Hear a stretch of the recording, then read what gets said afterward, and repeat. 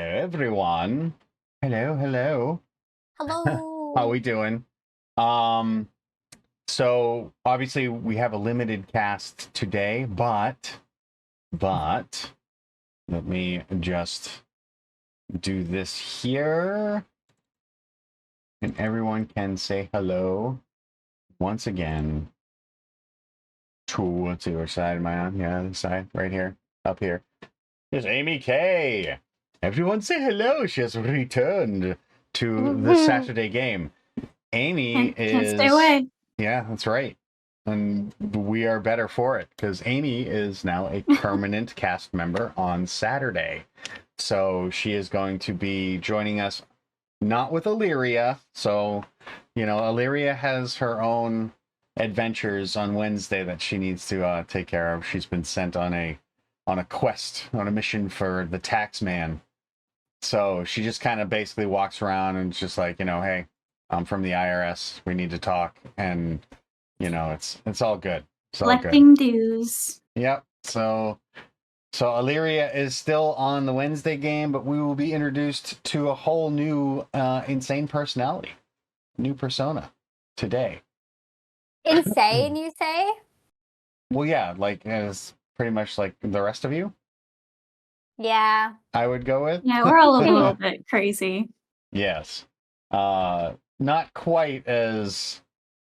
Not quite Alleria. Yeah. Actually, quite different. Yeah. There's different flavors of insane in the game, for sure. Yeah. You would do well to top that Alleria intro, because that was like next level shit. Yeah. Oh, That would be difficult.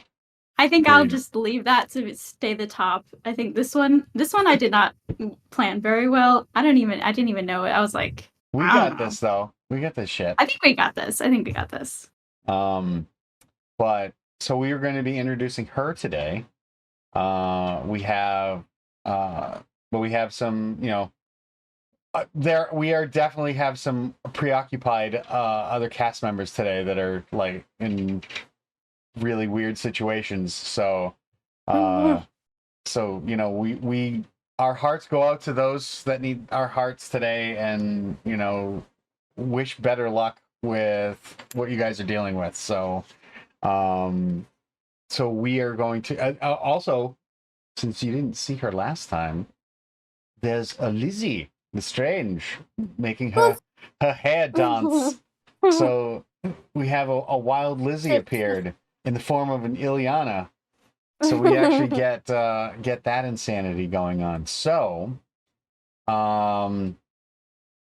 what we I have some things planned. It's a little bit of a last minute shift in direction, but it fits the narrative. So we're going to start with Charlotte and Ileana. And in this whole situation, you guys are basically waiting for the ship. You're supposed to be boarding the ship, and Ileana, you're serving on it. So you're on board. We're going to start with Ileana. So you're on board the ship, and let me bring up the notes for this.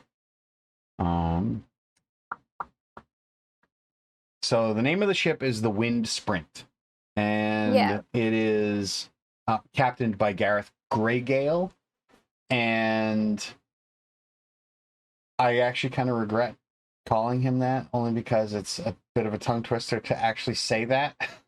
Yeah. Gareth Greygale. It just kind of like, doesn't exactly roll off the tongue. Fits. Doesn't exactly roll off the tongue. But their ship and the crew are a member of a guild of adventurers. It's probably the first adventuring guild that I've actually introduced into my world. And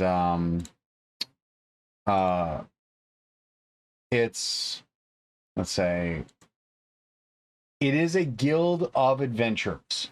So they are all of the members have adventuring classes attached to them. And the Fate Chasers, more specifically, are a guild of adventurers that venture into the Krakentide Maelstrom, which is this vast stretch of ocean that is basically surrounded on all sides by land masses that are edged with mountains. And the center of which, in the eye of that storm, is rumored to be a great kraken. And the worst part about it is the sea of the Krakentide Maelstrom is constantly being bombarded by storms. It's rare to see the sun in anywhere in the Krakentide Maelstrom, but if you're going to do it, you want to be on the outskirts. Venturing too close to the center, there's very few have returned, and those who have invariably been changed permanently by it.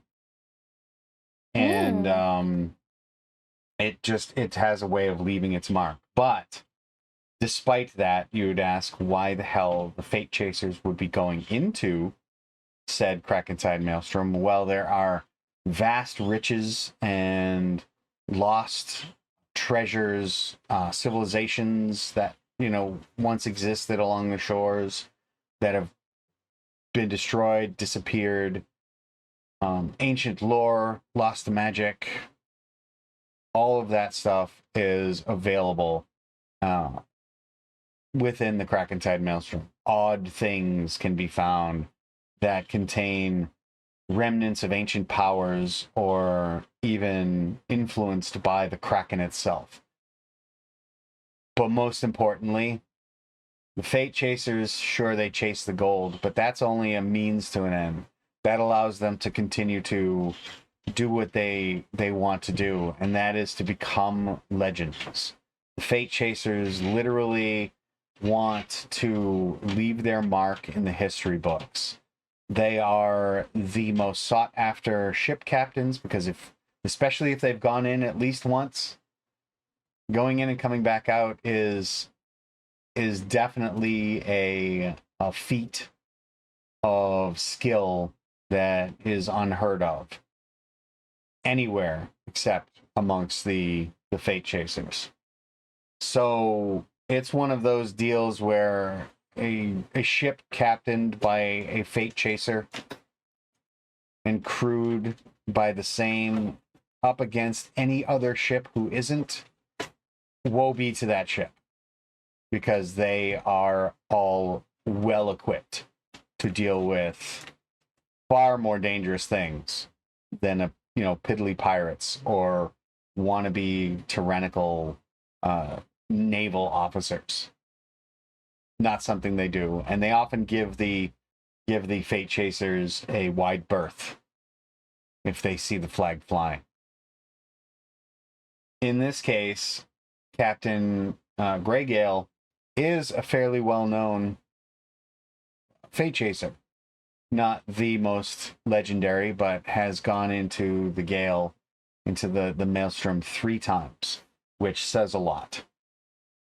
And come out with, I'd say, a good portion of the crew still intact. In this case, the captain, Gareth, found out the history and storied past of both Azalea and Ileana. The fact that they're sisters and their lineage, that belonging to a legendary sea captain who is rumored to have sold himself, perhaps even his soul, to the power of the Kraken at the Maelstrom, and has become sort of a ghost story. Well, these 2 women are his daughters, so it would seem. And since the Fate Chasers are destined to leave their mark on history, what better way to do it than escorting the daughters of the most storied sea captain in the history of the 4 Points Isles? So he has agreed to take them on board and lead them into the maelstrom to search for what they are looking for. And in this case, they don't exactly know what they're looking for, except they know they're looking for their father. And potentially their mother. Not sure who they are, but they don't share the same mothers. So there is a bit of a love story, a love triangle that kind of went on there that appeared to them in the bustling city of Imbar. And we're still trying to find a third sister because he's a little hussy. The third sister. You're adding another sister, huh? I'm not letting it go. I swear to God, she's the out third there. sister. How do you know it's a sister? No. But using the power of the magic compass that they carry, that Ileana had been gifted a long time ago, or inherited, I guess you would say, would be a more appropriate term for it. Yeah. The compass seems to be attuned to the relational energy of anyone within that family line, that lineage, however it is connected, and it points randomly to each member of the family. So they've been using that to sort of track the stay on the trail of their father. So using the compass, they might be able to locate him and his ship somewhere in the maelstrom, which at the very least is going to be an interesting story. So we are going to begin this tale with Ileana. Ileana, you are aboard. You're currently aboard the Wind Sprint. All hands have been called because you're prepping the ship. You're supposed to be leaving on the morning tide, and the ship needs to all final preparations, checking for any safety measures that might be compromised, etc., etc. You're doing final preparations on the ship, and Captain Grey Gale, he sees you bebopping around on the top deck and going about checking all the belaying pins, making sure that all the rigging ropes aren't frayed, integrity of basically anything that has to do with the rigging, sails, etc. And he calls down, Ileana. You right, mate? You can see he's actually standing at the helm, and he's examining the ship's wheel, and he calls back to you. I need you to go check the rudder chain. Seems to be something wrong with the wheel. It's not. It seems to be, and he starts trying to turn it, and you can hear a funk noise, and it's not moving. Yeah. So if you can go below decks, I would greatly appreciate that, darling. Oh, bloody hell. Yeah, all right. So she pulls her little trousers up, and she just kind of stomps off, and you hear her buckle boots. And she goes and sees what the crack is, basically. Love it. What the crack is. What's the crack, Mara? Love it. You beat me to it. Fucking Cumbrians. So yeah, you head down below decks. You pass a couple of the other crew members who wave to you, tip a hat or whatever, or say something off color as they want to do. They are actually, after all, sailors. What the fuck are you doing down here? You're not supposed to be down here. Thought you liked the sun.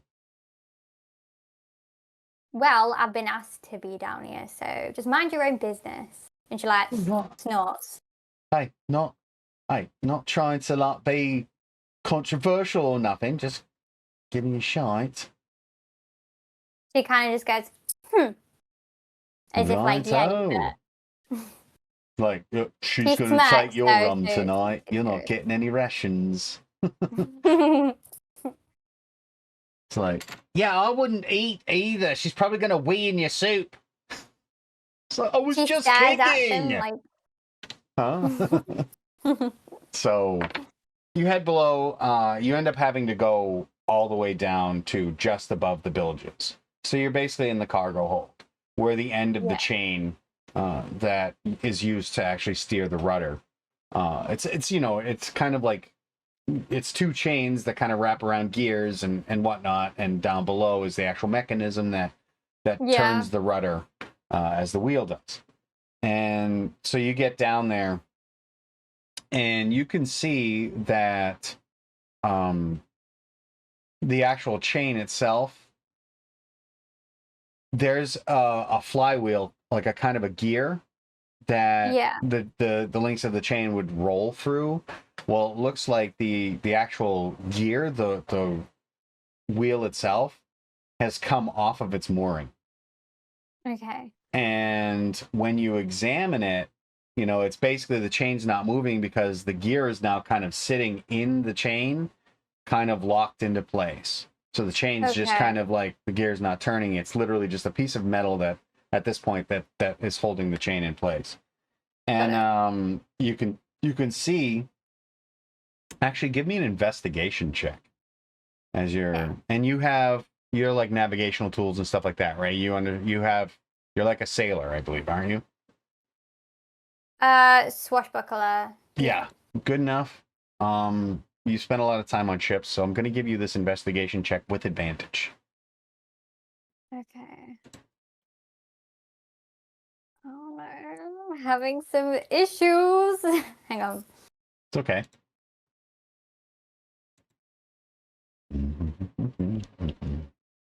I might have to do the roll manually on Roll20 because I can't get my sheet low for some reason. Oh, really? Yeah. Did that come through? Did your sheet load? It's not like I clicked on it, but I don't know if it like processed. Yeah, unless you have the extension turned on, it won't come through. So all you have to do is just tell me. I know you're not on your normal computer, so no. Just tell me what you got. It didn't do it. It is not. I don't think it's even. Really? Hold on. But no dice came up, so I'm assuming it didn't even roll. Let me check the campaign. I'm on the campaign thing and I didn't see anything. I can roll on here though, can't I? On what? On Roll20? Yeah. I can roll for you if you need me to. I might need you to, because rolling on the only thing is your stats aren't ported into Roll20 for your character, so it wouldn't be accurate. I want to make sure that it's accurate. Oh shoot! Okay. So that's not going to be a problem.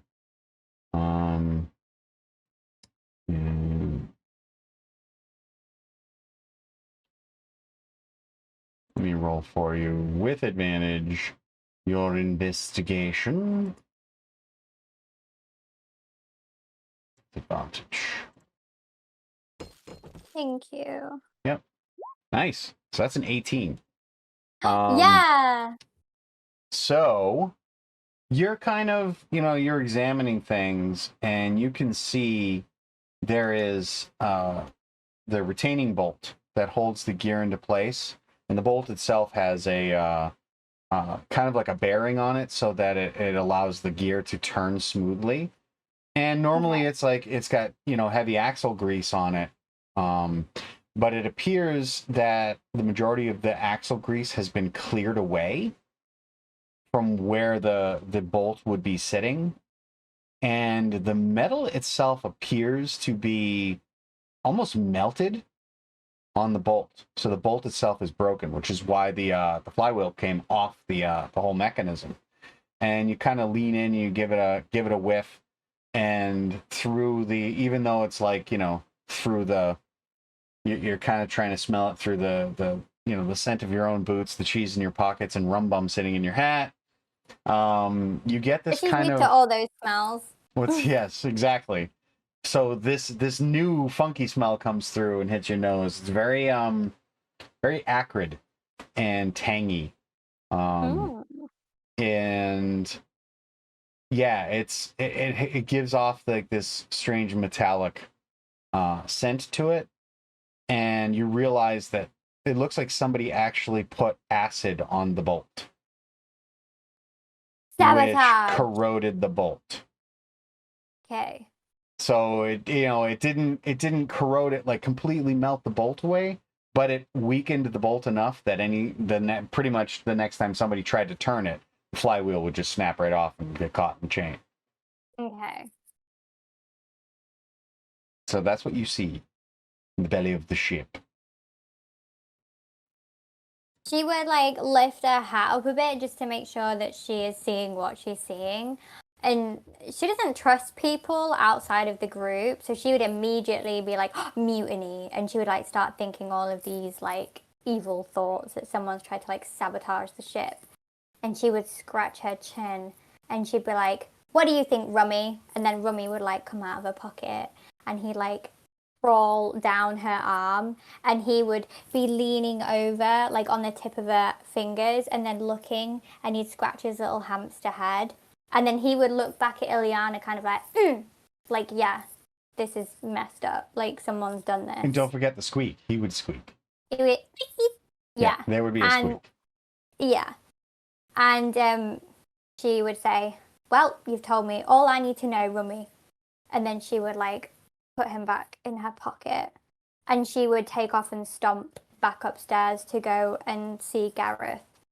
Okay. So you head back upstairs. You have probably this like indignant look on your face as you're traveling from deck to deck. So as you pass, a few of the mates that you're friendlier with, they look like they're about to say something. Again, probably giving you crap, as you all are wont to do.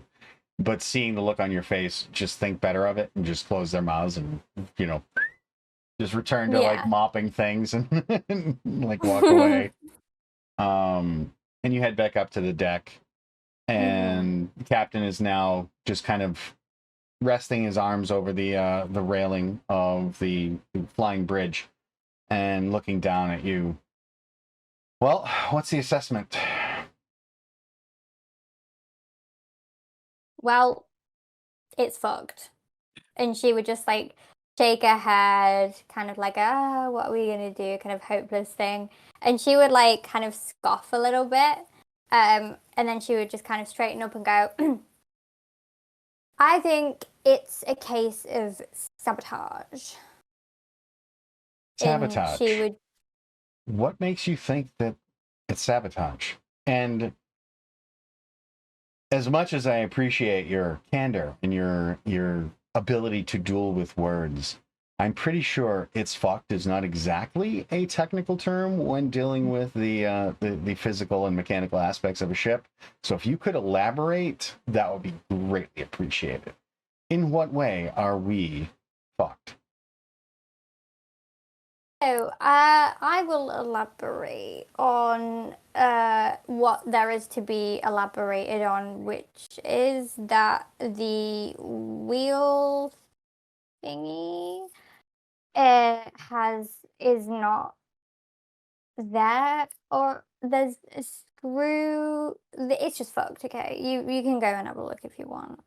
And you're She talking kind of about like the kicks her flywheel. boots. Yeah, that's the one. Yeah, that's it. Yeah. Oh, and the retaining bolt broke. And you're saying it Yeah. was sabotage. How do you mean? Like, in what way? What makes you think it was sabotage? Well, Rum Bum and I were discussing, and we reckon that He's sitting in your hat, by the way, nodding along with you, as though like in agreement of everything that you're saying. And he's like kind of emoting, even though he's not talking. He's emoting in the same way that you are. Emoter. Yeah, he gets it off me. So he,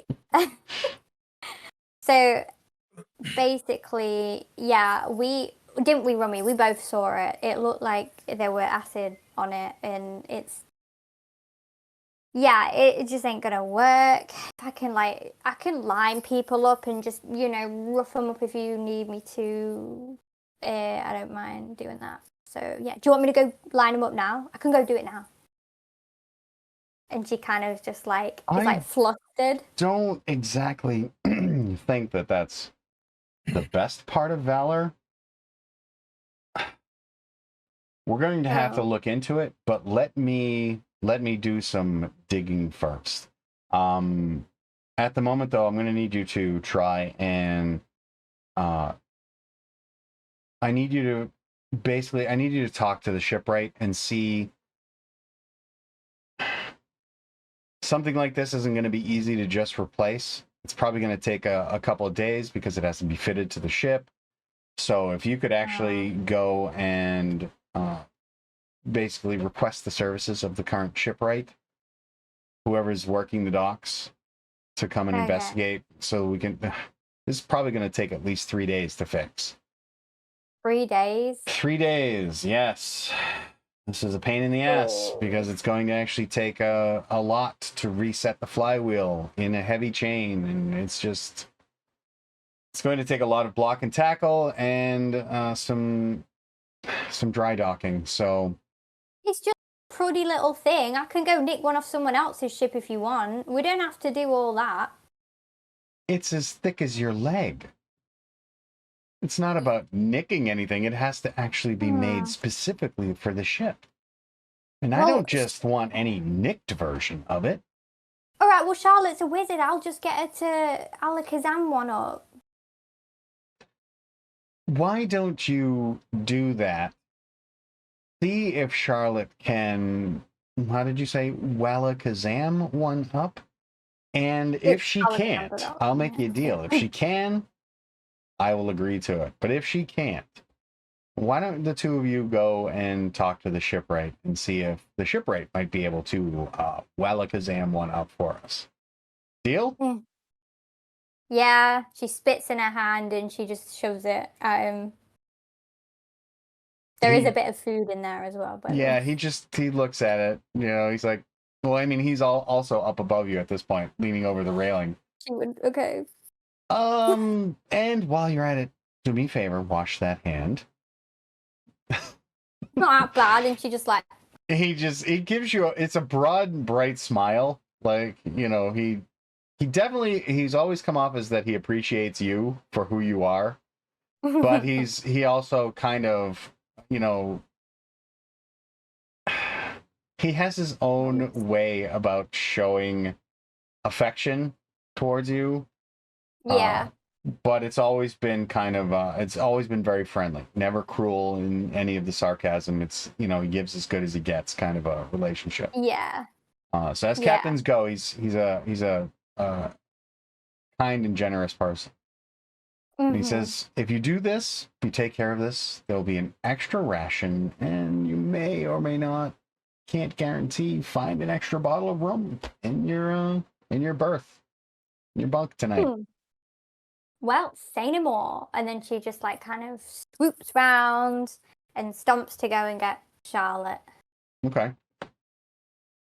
Charlotte, where would you be at this point? Wouldn't be on the ship, obviously. But where might someone like Ileana find a Charlotte?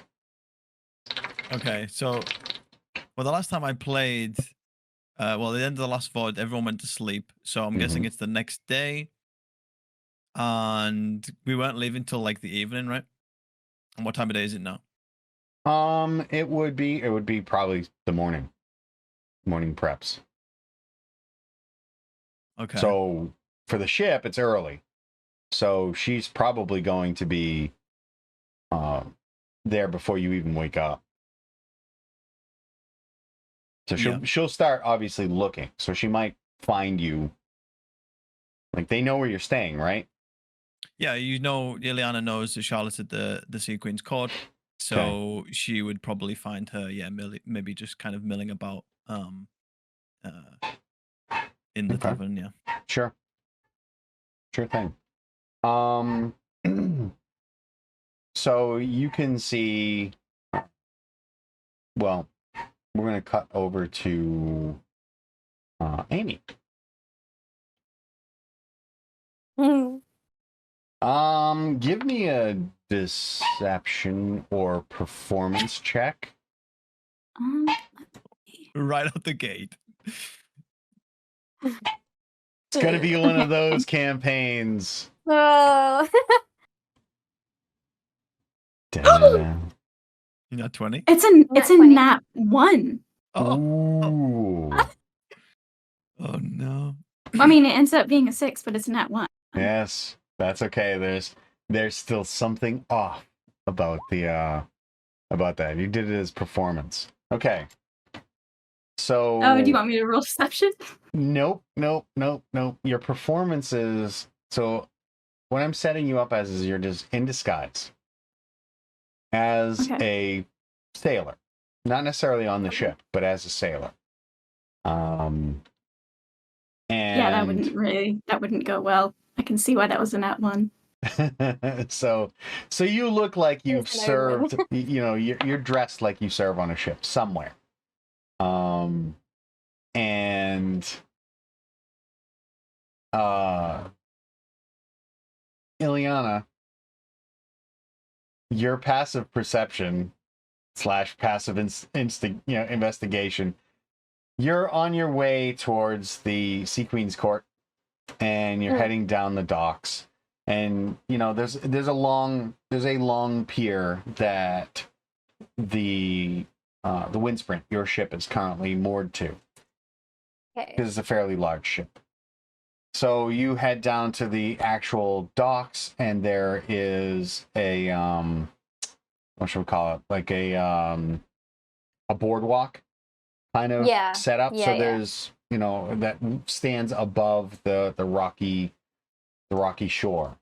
So you hit the end of the pier, and then you take a left, and you're starting to walk towards the street that you would take to get up to the Sea Queen's Court. And as you're walking, there are other docks that launch out from this boulevard, from this boardwalk. And that being said, there are sailors everywhere. Okay. And you happen to come upon, like, as you're walking, you can't help but notice there is a sailor, and you're in disguise, Amy, so why don't you give us a description of what he looks like? Okay. In disguise. Yes. So I'm assuming that he's probably like, he doesn't hold himself like a pirate, let's just say. He has more of an air of importance, and he's trying to act like a sailor, so he's kind of like acting a bit gruff, and perhaps he's like, hello to another one of the sailors. He's like, good lad, nice to see you. And picking you are stuff doing up, an moving awful it. job trying Awful. to tie knots.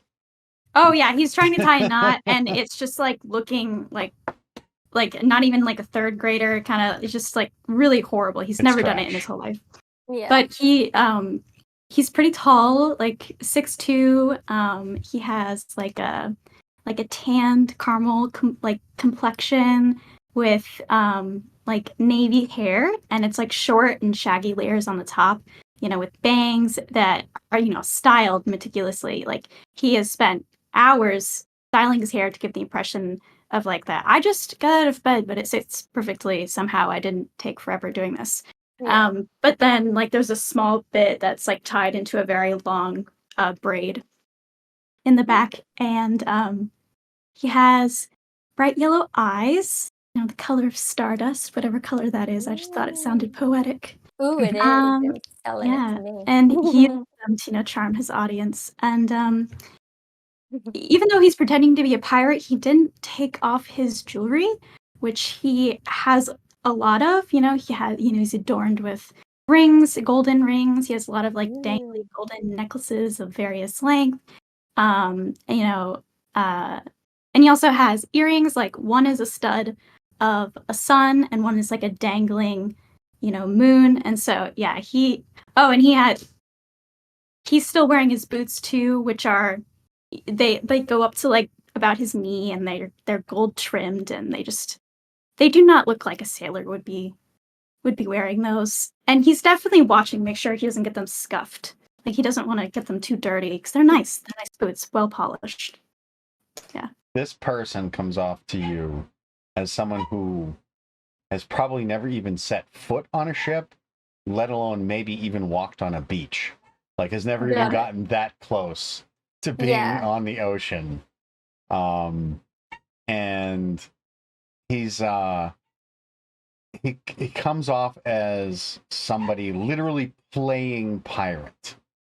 Like if you were to see a pirate, pirate he's definitely wearing a fake stage eye patch. Like you don't know that it's fake, but he's wearing an eye patch. But you can maybe tell. You can, with your perception, tell that it's totally fake because he keeps punching things on accident and like dropping things because his depth perception is all off. Yeah, So totally cool. not used to having one eye. Totally not used to having one eye. Yeah. Okay. So yeah, you notice this, and you can tell that other people, like other sailors, are like kind of, the person is kind of like, hey, like I'm one of you, kind of things, without actually saying it. Like, they're like walking by, and you just have all these like really salty, sailors that have definitely handled heavy ropes and weathered some stormy seas, like walking by, like like here's some off color, like, what the shite was that? That's the prettiest pirate I've ever seen. As they like just kind of like walk on down like the docks. So yeah, that this person is off. And obviously, like, your current perception of what may have happened is kind of putting you a little bit on edge. Even Captain Rumbum is, like, rapidly tapping the hat above you. Yeah. Trying to get your attention. Okay. You kind of, like, just kind of look up, and he's hanging over the brim of the hat so that he can see you underneath it. Yeah. And he's just looking, and he just points at... at the pirate. Okay. Am I on my own at this point? Yeah. So I'm just walking. You were going to find Charlotte. Yeah.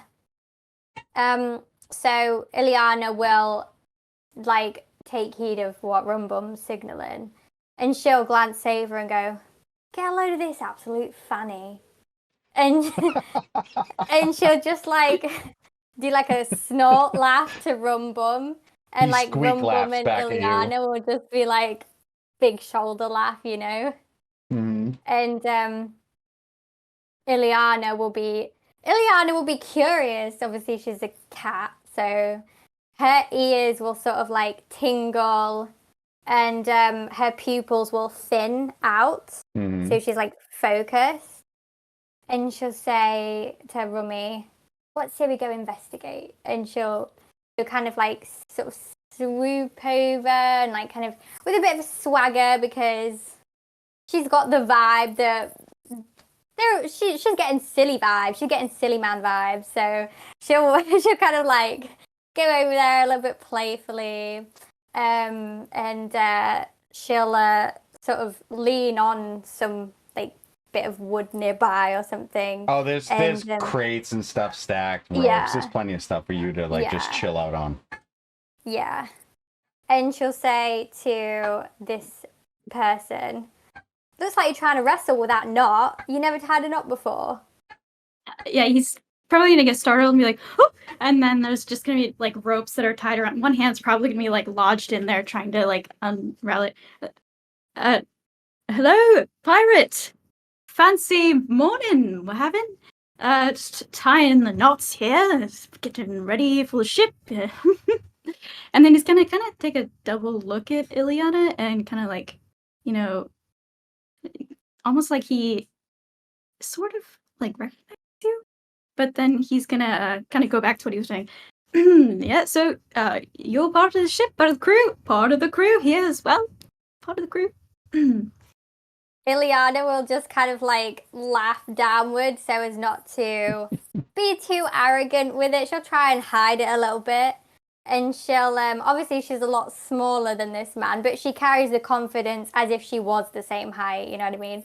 So she'll like sort of push off from the crate and she'll go, here, I'll help you out. And she'll grab the dagger from her boot and she'll just throw it up and do a little trick. She'll throw it up and then catch it without looking and just like unhook the rope, like cut the rope because the man seems to like tangled. Yeah.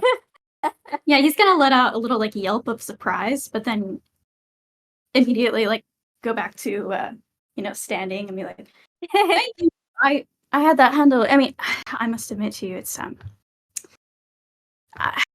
my first time on a mission such as this. Normally other very many adventures I've had, but not on a ship like this. So thank you very much.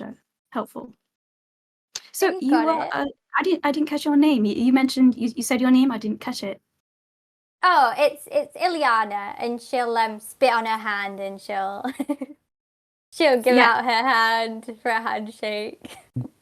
Yeah, he's gonna look at the hand and ignore that because he doesn't want to touch the spit.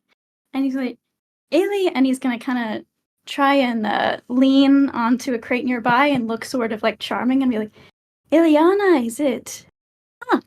Ileana. I think I've heard that name somewhere. Story of a woman. Something about her smile could even charm the sun. It's so beautiful. Have we met? Well, that's very nice and all that, but I don't think you're not from round here, are you? I can tell. I'm from everywhere. I'm a pirate. Yeah. Pirates don't usually say, ooh, I'm a pirate. So what's your story then? And she'll lean up at him, like she's not afraid to like get in all your business. She's curious and her ears start like twitching and she's got like a playful grin on her face. I think he's gonna lean forward to try and like check her gangster there, but then he's gonna get a whiff of her and then lean back. Lean back and be like, so my story, as I said, I'm a sailor. Traveled all around the world, all around. You had some friends with you. I think I saw you. You know where I saw you? In the fighting pits. You were the one that well, you got Yeah, we don't talk about that. Yeah, we do. There was a big lady. Nah. Do you know what? We're friends. Or? Like we were just playing. Yeah, it's. Anyway, well, I was just on my way to grab one of me mates. So why don't you? No, I love. Oh yeah, I was gonna say I'd love to meet them. I just. Hey, well, like just to get to know the crew. Be cool, they're really very be cool, and he's gonna give like a kind of like a pose and like a look and be like, I'm always cool. Ileana will scoff and her and Rumbum will both do this as she turns away. You have to catch Rumbum because he starts laughing so hard he falls out of your hat, so you just instinctively like catch him and he's just laying on his back in your hands doing this little staccato squeak laugh over and over again, and you see tiny little tears coming out of his eyes because he just can't stop laughing. Yeah. And yeah, we'll basically just like signal you to come follow us to go and get Charlotte. Oh yeah, he's gonna like eagerly follow behind. Oh, he's giving golden retriever energy. I'm obsessed. All right, so the two of you set off down the boardwalk, further down the dock. Like it eventually like comes to, you can see it's a kind of like a main thoroughfare. So there's actually, you're actually end up like taking the right at what would be the customs house, which actually sits out on a dock on its own, like a large platform. So it's actually sitting on pylons in the water. and Yeah. you know what it is. It's custom house. Any kind of like shipments or things like that have to be inspected. This is the area that it happens in. So if you want to be able to sell your goods, you have to get like a writ of approval. And you yourself know that more often than not, it's just a matter of supplying the right amount of coin to get that writ, created. Most of the time they don't even like have to look at the actual cargo itself. It's just a matter of courtesy for the city of Stormgate, which is basically like kind of Tortuga. So let's just put that out there. I was imagining. So you take a right up the main thoroughfare, and sure enough, before long, you see the familiar sign of the Sea Queen's Court, and you pause for a second, Ileana, as you remember, this was where you kind of got chased out of by all those guards, and you just kind of like, nah, there's not going to be any this time of day. It's too early. Yeah. So you march up to it and you head in. Amy, you've experienced this location just as a different person. So it is the Sea Queen's Court. It is not the best in tavern, etc. In town, it's more like kind of like a middle of the road. But it's most often like officers on ships will end up coming and staying here, because when you get to the very posh places, it's a little too highfalutin for sea captains and their crew. So the officers tend to stay here, while generally the crew members stay at places like the Kraken's Arse, which is another inn and tavern, literally just more colloquially referred to as the Arse Crack, in and around the city. So that's generally where you would probably find Ileana, and Ileana definitely stands out in this place. Love a bit of crack. Yep. That is. Wow. I'm just gonna leave that alone. What a sentence. Yeah. Just gonna leave that one alone. Yeah. Right there. Deserves a- And you head in, and there are a few people, you can tell, mostly ship's officers. Some visiting from other points in the 4 Points Isles, clearly, because while the other 3 points have formal navies, the East Point, and more specifically Stormgate, the city that you're in, doesn't have a formal navy. But what they do is they give basically, like, sea captains that have their own ships gain marks of privateer. So they are basically privateers in service. It's like, you can prey on ships. Basically, it's legalized piracy in the waters around East Point. So long as you pay tithe to East Point and come to its defense in times of need and or war. So you're not in a formal navy. You have basically salvage rights over any ships that might be viewed as an enemy. So it's kind of odd to see formal navy people in East Point anywhere from any of the other points. The only reason that, the way that they would be able to get a naval ship in here would be if they were actually given a mark of free passage by a dignitary, and they would have to present it. Because if one of the privateers in East Point stopped the ship, then they would have to present it and be like, and then basically it negates the salvage rights of the privateer. Like, no, we are allowed to be here and you can't do that. And that's the other thing is privateers aren't allowed to prey on each other, though that doesn't always stop that from happening.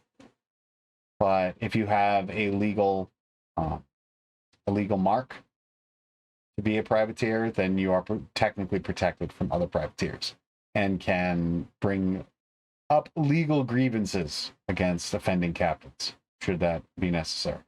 And for the most part, it's kind of like a pirate's code, where it's like, you know, it has its legal ramifications. You can actually call on them, but it's still up to a lot of discretion, depending on who is hearing your case. So that kind of stands out to you, that these Navy people are there. And they're having breakfast, and you can see there is, around them, there is space. It seems like the rest of the officers and ship's captains that are here eating kind of moved and are like not sitting in the tables closest to these naval captains, these naval officers. And actually, you can give me a history check with advantage. Actually, you both can. Amy and... Would you be able to do it on my behalf? Yeah, I'll do it for you. Thank you. I'll do this. I'll You take rolled care good of it. last time. I got you. I got you. Yeah. Give you a history check. And you get advantage because you're from here.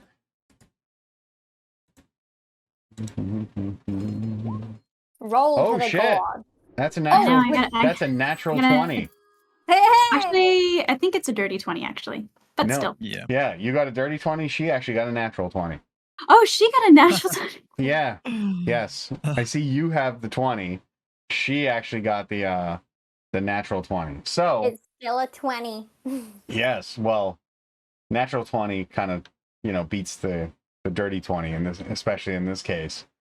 You actually recognize they are actually from South Point. They're wearing the officers' uniforms of South Point, and you can see that they bear the mark of the Fortuna family. Oh.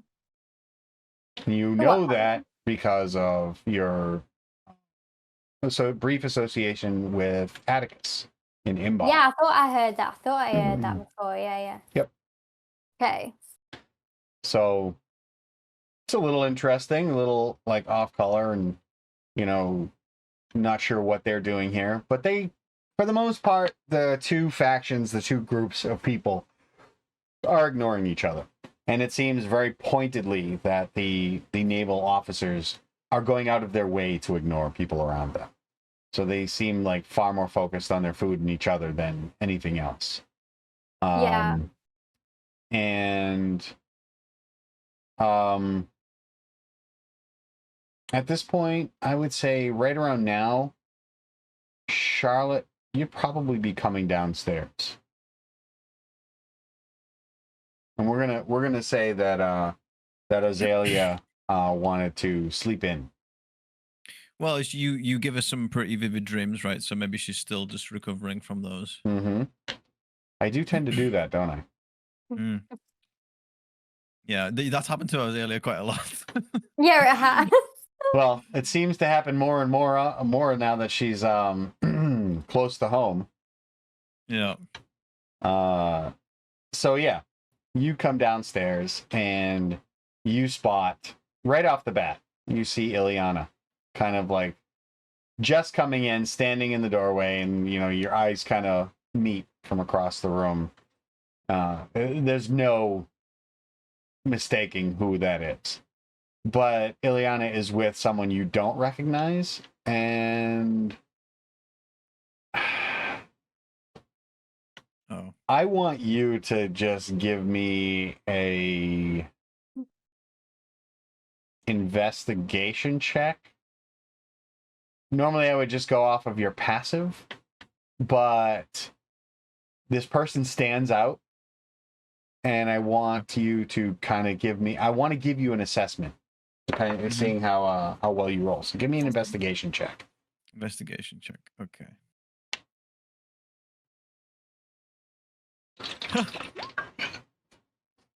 Is it a 1 or a 20? It's a I rolled 20. a nat- I rolled a nat Damn, 20. we are like, Hey, What the let's heck is go. going on?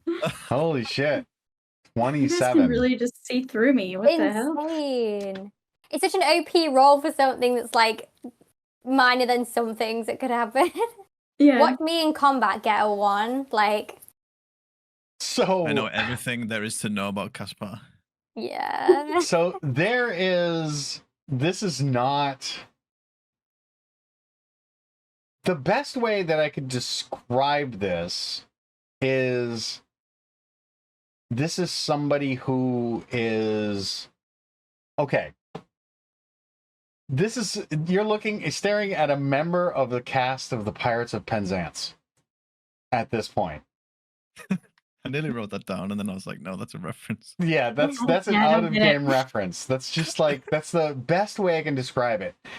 In this case, this person, and by the way, Amy, it's going to take me a little bit to get used to calling you a he. It's okay. Just bear with me and correct me when it happens. Okay.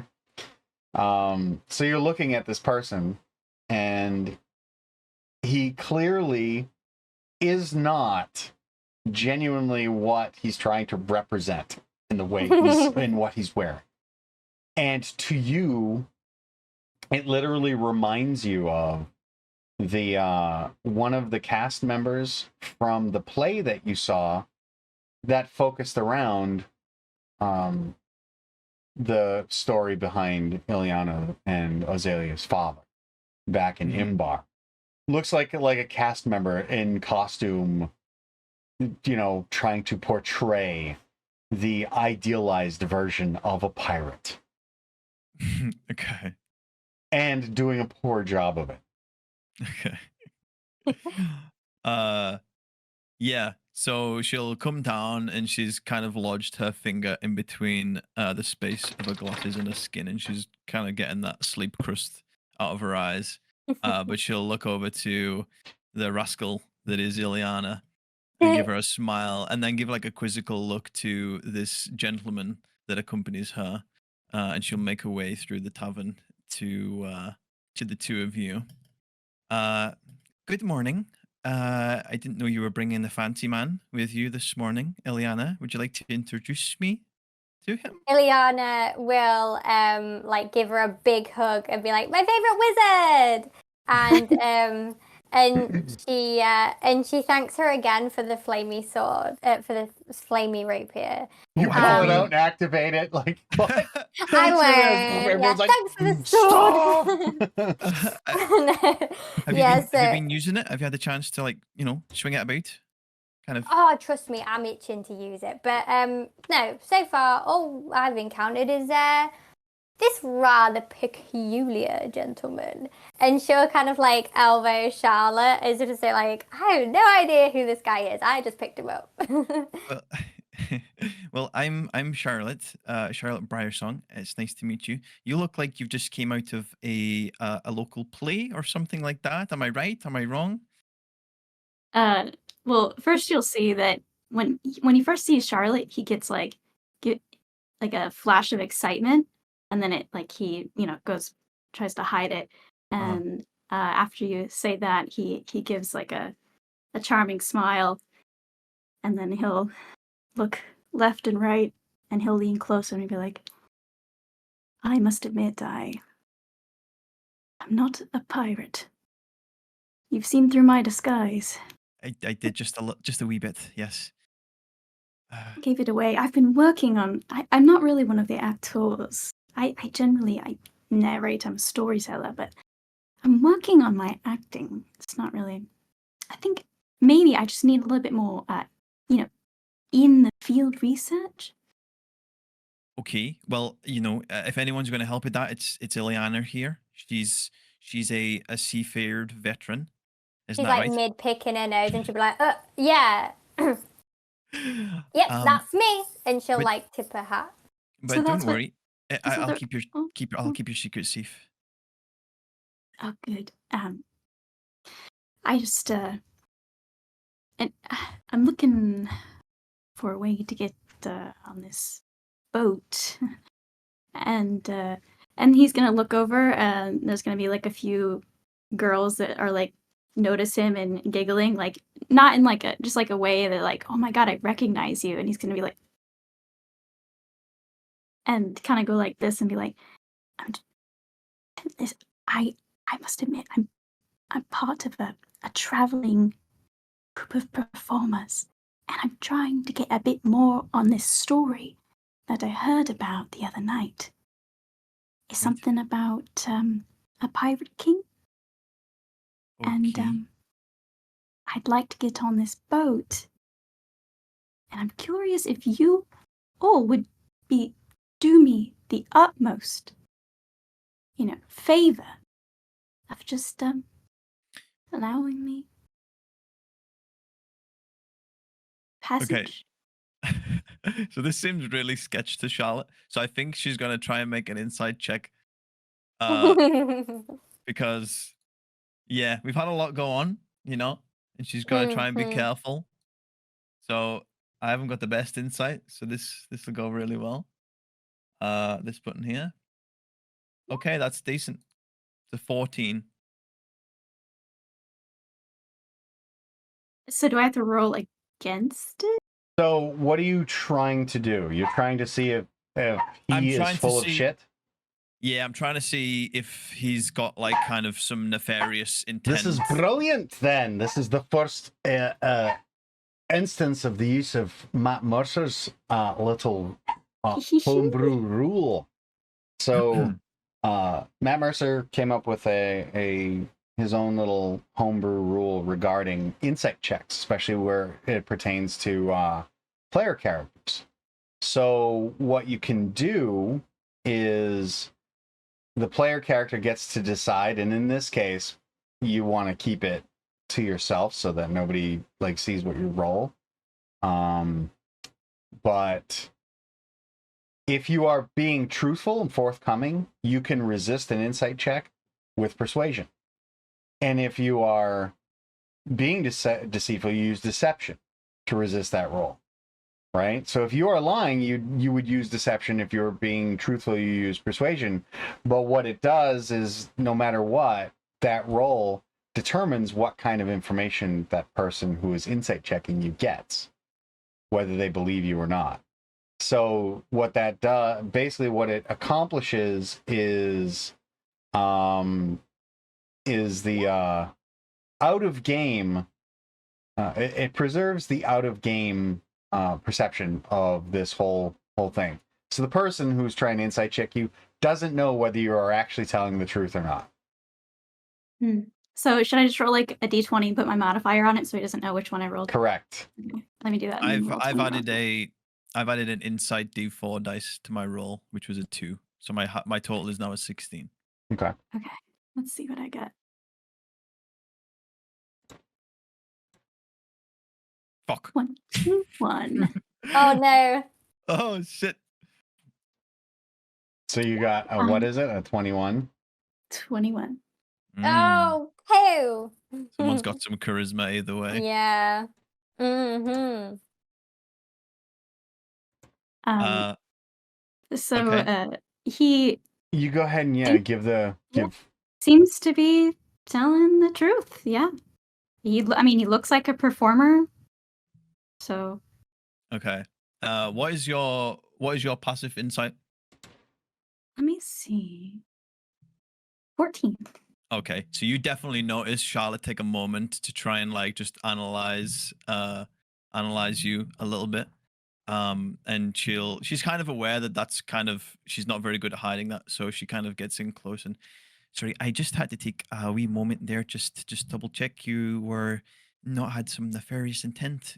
Me and my friends have had some rather sticky situations recently, and without saying too much, we've got a couple of bad people looking for some members of our group, and I just wanted to make sure that's all that was. But I I trust you, and we're actually boarding the wind sprint. Is that the vessel that you're trying to board yourself? I believe it is. Right. And I'm so sorry to hear about all those things that have happened to you to make you so Yeah, we questioning people, it's not a way to live. Apologies that you've gone through that, my dear. know, He's gonna grab your hand and he's gonna be like, hopefully in the future, we can trust each other fully so that you don't have to question me, and I hope that I can earn your trust. But that does sound like an interesting story. So you mentioned something about your friend. You guys are being chased. What's that about? And he's gonna kind of pull out a book and be like, more detail about that. she'll take a moment and then be like, oh my goodness. It's a very long story. I don't know if this is the time right now in here in this tavern. Oh, he's gonna like quickly like close the book and be like, oh, right. Not while the commoners can hear. And then No. puts the book back in his pocket. But if it's all right with you, Eliana, the reason why we're heading out with these folks is because we're looking for her father and my girlfriend's father. They're both the same person. And yeah, it's a bit of a kind of mystery tour into the Krakentide Maelstrom. But And he's gonna hearing that, he's gonna clap his hands and he's like, ah, yes, just what I thought. By the gods! And he's gonna get closer and be like, so it's true. The daughters of the Pirate King are here, and it's that one. And I suppose your girlfriend. that's pretty much it. Can Illy hear this? Or Oh, is yeah, she yeah, just yeah. like swatting a fly in the background? Well, that's up to you. But she's Yeah. not trying to hide it. Yeah. Okay, she'd be swatting a fly, but she'd have an ear in the conversation. She heard the comment about the commoners, and she kind of just like noted that. Because she's the stinkiest one of everyone, so but she noted that. She would like draw in closer to the conversation, and just kind of say, all right, say you will come with us. What do you actually bring to the table? Well, and he kind of flashes an arrogant smile, and he's like, of course I'm charming.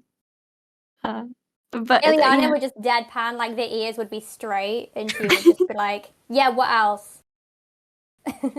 Yeah, he's gonna note that and kind of go back to normal and be like, all right, and I know a lot of stories. I have a lot of information. As I mentioned, I really am just a performer from a traveling group. I know all kinds of people. I know a guy. If you need a guy, I know a guy. What else? I can play the lute.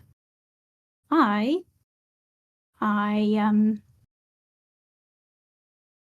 are a lot of things. So you're a performer and you can play the lute. Well, Charlotte here is a wizard, and she can magic stuff up and she can sing. So what else? And she'll be like smirking. I never said I could sing. I like to play. I'm not much of a singer. It's really more Gertrude's thing. She voice of an angel. So you're part of like a band? Is that what you're saying? Well, it's a group of us. I like to tell stories, while the play is going on in the background. And, I like to rile up the crowds, ladies and gentlemen, sort of thing. I ask for, at the end, anyone spare a coin? Well, there's singers, there's, some acrobatics. So you bring in coin. So you bring in coin. Well, I would be. I wouldn't say it's a begging sort of thing, but more like you appreciated our performance, please. Some coin. You sound like an entrepreneur. I think that's a big term for what I do, but thank you. Very flattered by that. Okay. I mean, I'm just a part of the troupe. And you're gonna leave your friends behind to go on this voyage with us? You happy with that? Wow, that's like. I feel like we're getting really deep here. Because we keep losing friends, right? That's our whole thing that we do. We're just Mhm. known for people just kind of going. So it's weird that you're coming to us and you're leaving somebody else. You know what I'm trying to say? It's very like a it's Right. very great I juxtaposition. think you don't really understand what life is like in this troop. So basically, what it is, we go from and the troop's name is Fleetwick's Follies. If you've heard of us, we're actually quite popular.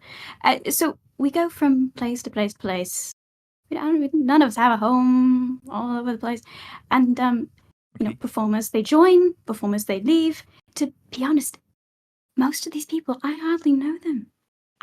I'm better friends with like some man I met last night, Grey fellow or something like that. I'm better friends with him than I am with half the people in that troop. It's all about just making a living.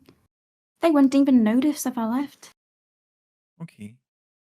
Well, that fills me with a bit more confidence that you're not like leaving anybody behind. And you said you met Gareth already, Mr. Greywind. Gareth. Greywind. Something like that, yeah. Well, he's the captain of the ship, the Wind Sprint. He's the captain of the Fate Chasers as well.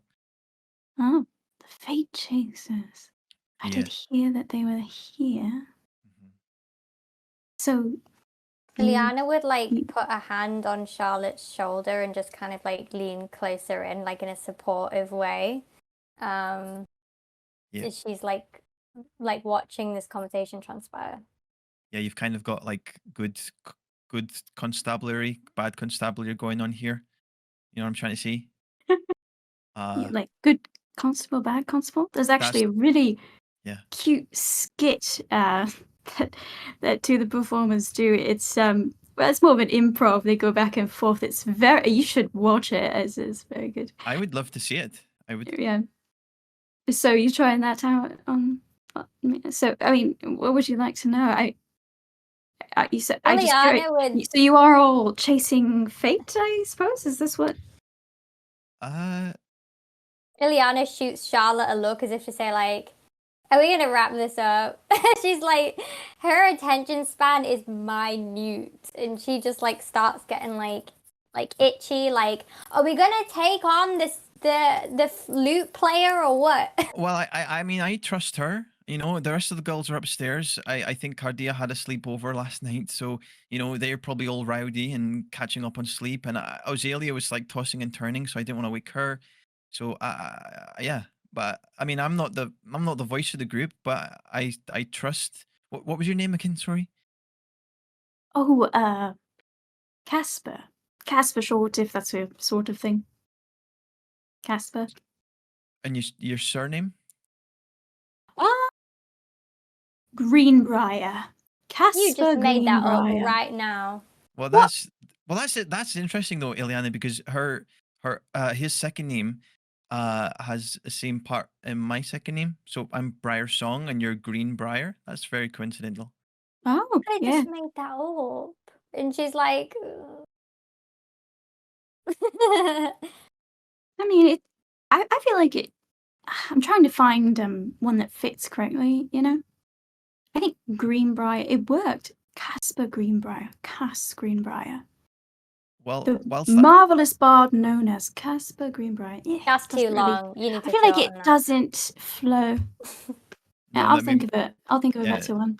maybe that We'll needs a little give bit you of work. one. Okay, but yeah, I mean, it doesn't matter to me. I just know some of the other girls are a bit more, you know, hard and skeptical. So you might need to be a bit more transparent with them about who Well, I you was are. really hoping. So, I mean, I will say, I noticed you all a bit. I noticed you at the fighting pit, and you seem to be the one that is a little bit more level-headed. I'm a little scared of the tall one. Oh, she hits like a truck. Yeah. Yeah, I'm actually quite scared of all of you, except for you seem again level-headed. So I was hoping that you would have my back here, so that when I introduced myself, you would be like, "Oh, don't worry, this is our friend Casper. Casper Short. We're taking him Well- with us. It's totally fine." Well, I mean, I He's in the personally group. yeah, I personally like meeting new friends, so I'm all on board. And yeah, I've got your back. I'll help introduce you and say that you're a nice guy, and you're going to bring lots of things to the group. So don't And you're worry. gonna Actually, bring coin, right? You're gonna bring coin to the group, is that right? well, there's going to be loads of Coin. there's going to be loads of coin where we're going, Eliana. I think. Well, it can't hurt to have a bit Right, more. loads And of kind of coin like where shuffle we the are group. going. I think we'll be fine on coin. Okay. Do you need some coin? I can give you some coin. Yeah, I That's okay, better than Charlotte. coin in this world. I got my boot coins. And she kind of just like looks kind of shy, but like she likes treasure. She's a pirate. Oh, right, pirate. You know, I might have to write down some. And let me write that down. Pirates love coin. Yeah, I noticed Does I not noticed shower. there's a small smudge of dirt on the underside of your sleeve there. Is that just to try and sell the act? Or, I Oh, mean, I can get rid of it for you if you like. I can clean it off. sure, go ahead. Well, She if you put- want, I've got like one other shirt you can have. I Yeah. pretty much wore it down because I don't no, really like wash. no, I don't know if that's a great idea. Actually, Yeah, it might not fit you actually. I You're quite big. I borrowed this from the props department. So it's actually not mine. I have to go back and change. Really, at some point, I do have to go back and change. Okay. Although they might not notice. When Ileana But, like, suggests Stolen loads, you'll be fine. Don't worry. I've nicked loads of stuff. Well, you see, I'll just nick you something else if you want. the lass, you know, that's head of the props department. She's a bit of a my goodness. If she noticed she will find me and she will chop my head off. And I don't even know if that's an exaggeration. well, she won't like chase you into the maelstrom though, so I think it'd be alright. And you really, Gosh, I don't know. don't want to wear one of Ileana's shirts, and she's literally doing that. She's like, no. Yeah, he's gonna look Ileana up and down and be like, it wouldn't fit anyway. And Ileana would like be like picking the like gunk out of her fingernails and just go, yeah. Like she's like can't be like offended that easy, but like she gets the vibe, you know. Yeah, he's gonna notice like something fall onto the floor that like very noticeably came out of your fingernails and sort of like Piece of bacon. piece of From bacon. last week. Piece of bacon that got trapped up in there. As you guys are having this conversation, the officers from the Fortuna family get up, pay their bill, and just kind of like very pointedly walk past you, ignoring your presence. And as soon as they leave, like the rest of the place just kind of like relaxes, and you can like audibly hear the conversations just kind of pick up. Like you can feel a weight leave the room. Is Dobrin in the tavern? Yeah. Can I find him? Yeah, let's see.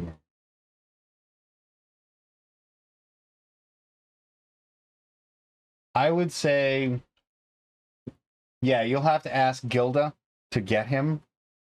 He might be in the kitchen. But yeah, Gilda Stoutbustle is the halfling server that's been bebopping around. Yeah, we'll just go with her. That's fine. Okay.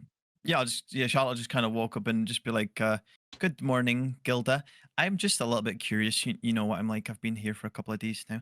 What was that congregation all about there? Are they here on certain business, or did you manage to eavesdrop any information, or?" Oh, you're talking about the Navy man from Yes, South Point. Oh, I don't know what it's all about myself. I don't like to dabble in politics, nor do I like spreading rumors about anything. But what I hear is that there is a bit of a I don't know. It's like, I don't know if it's a deal between East and South, or perhaps a trade thing, or they might be looking for passage somewhere into the maelstrom, but good riddance if they are. I don't have to worry about them coming back. So, but yeah, that's all I know. Okay, thank you for that. I know you didn't have to disclose that. I was just honestly curious. We used to have a friend who was, I think that was the Fortuna family, the crest there. He used to belong to that family as well. So Had a friend, did you? yeah, his name Consorting was with the Navyman, and you're here in East Point. That sounds Yeah. like a tale worth telling, but I've got no time to listen. No, and I've got no time to tell you, unfortunately. I'd love to, but thank you for that. I'm sure that'll help. It looks like we're probably going to be checking out today. A lot of the others are still upstairs, kind of pulling themselves together, so I'm sure they'll be down in good time. But it seems like we're setting sail tonight, so we'll be no longer needing those rooms. Well, Um, it's been nice having you. You're polite enough, and you leave a nice tip. So that's, I'll miss it. Hopefully you're coming back. I hope so. I hear you're going out into the maelstrom. Yes, we're looking for some dark secrets, shall we say? Well, if I've heard anything, that's the place to check. You're looking for things lost or dark secrets, as you're saying. But you're going out with one of the best. I know, Gareth, I've right? known Gareth for quite a while. He's been sort of he's been hot-headed ever since he was a boy. And He's a bit yeah. cocksure of himself. well, he's always wanted to be a fate chaser, and I told him he's better off sticking to chasing his own tail and not going off into the maelstrom. But he's already been 3 times and he's come back, so I'll say you're in good hands. Just take care Yeah. of each other. Well, I know what me and the girls are capable of, so I think he's in good hands with us as well. And hopefully listen to him. He's Listen not to going him. to give you orders just because he's trying to boss you around. He's giving you orders because he knows what to expect out in the storms. So don't give him any shite. Right. You probably won't have any problems there with me, but some of the other girls are a bit more reckless, so can't make any promises there. Well, don't have to make a promise. It's not me giving you orders. It's me giving you recommendations. I appreciate it. It's advice. It's up to you whether you take it or not. I know. I definitely will, and I'll try to convey that advice. I'm the level-headed one, I think. There's another girl. She was quite level-headed as well. Her name was Alleria, but she's moved on to pastures new. Maybe wherever she's found herself in whatever group she's, maybe the level-headed one there has to take care of those guys. But Danny, I'm rambling now. So I apologize. But yeah, we're gonna head out. I think. Yeah. Yeah, we're That's gonna head out. fine. Did you have breakfast though? I didn't see you eat anything. No, I didn't eat anything. No. What, have you got any pies left? Ileana would like. Didn't I lean see you in. running out here just the other day? No. I was asleep. You were chased by guards, roughly 15 or so. No, that was my twin, Ilianus. Well, that's a shame, because if you were that girl, I was going to say, good on you, darling, for pissing off the local guards, and I was going to invite you for a free breakfast. But if you see that girl, you let her know that she's got a free rasher of bacon waiting for her at the Sea Queen's court. And she gives you a very wry smile and raises one eyebrow. Ileana leans in and goes, "All right, it were me. Just don't like tell anyone, but thanks for the free bacon." And she gives her a wink. No shite, it's you, darling. And she reaches up and goes like pinch your cheeks. And then like she pinches your cheeks and then she kind of like looks at her fingers and like, just kind of like, and wipes them on her apron. She's like, put up a chair. I'll go start fetching you some food. Cheers. And then she gives her like a Like Ileana didn't normally let people do stuff like that, but she's getting good vibes off this woman, so Okay. she let her. She's getting like cute grandma vibes. It's so hard. It's so hard trying to keep a Scottish accent when you're doing Irish. It's so hard, by the way. Sorry. Yeah. Sorry, it's no, so sorry, mate. It's very infectious there, Matthew. I say this is quite infectious. I do agree. And she heads off into the back, and you can't really hear what she's saying, but she's, raising her voice, talking, giving orders to, to the innkeeper and whatever cook is actually working back there as well. And you hear the bustle, and you pull up a chair if you'd like. And after a while, she comes back, and she's got some fresh pressed apple juice, a carafe of water as per usual. She's got, it's more of that a sailor fare, so it's like very crusty bread, and like preserve very like a cheddar, or like an aged cheddar, something that would travel well. But it still has like the local stuff. So you get your bacon, you get your eggs, and etc. and stuff like that. But more importantly, she comes up and she has a bundle. Like it looks like it's cheesecloth, and there's something like square inside, and she puts it on the table next to Ileana, and she's like, "That's for you, darling. That's for later." She gives her a big grin and goes, "Thank you," and she like goes, "Eat!" Like she's just like so excited to be given some cheese because it's like her favorite thing, and she like squishes it down in her boot, and she's like, "I'll take good care of it. Cheers!" And she's like really giddy and just like, yeah, she's like childish, like, "I got some cheese finally." Captain Rumbum is in your hat, also very excited. Yeah, by he's the like, prospect of "Eee!" more cheese. Mm-hmm. And you manage to finish your breakfast. It's hearty. It's filling, and she treats you very well. So it's very Gilda takes care of you like that. Not necessarily like motherly, like more like your aunt, your auntie. Yeah. Taking care of you, and more than a few times shoots a look towards Casper. Oh, yeah, he's gonna like wink at her and like, do like a pointy thing.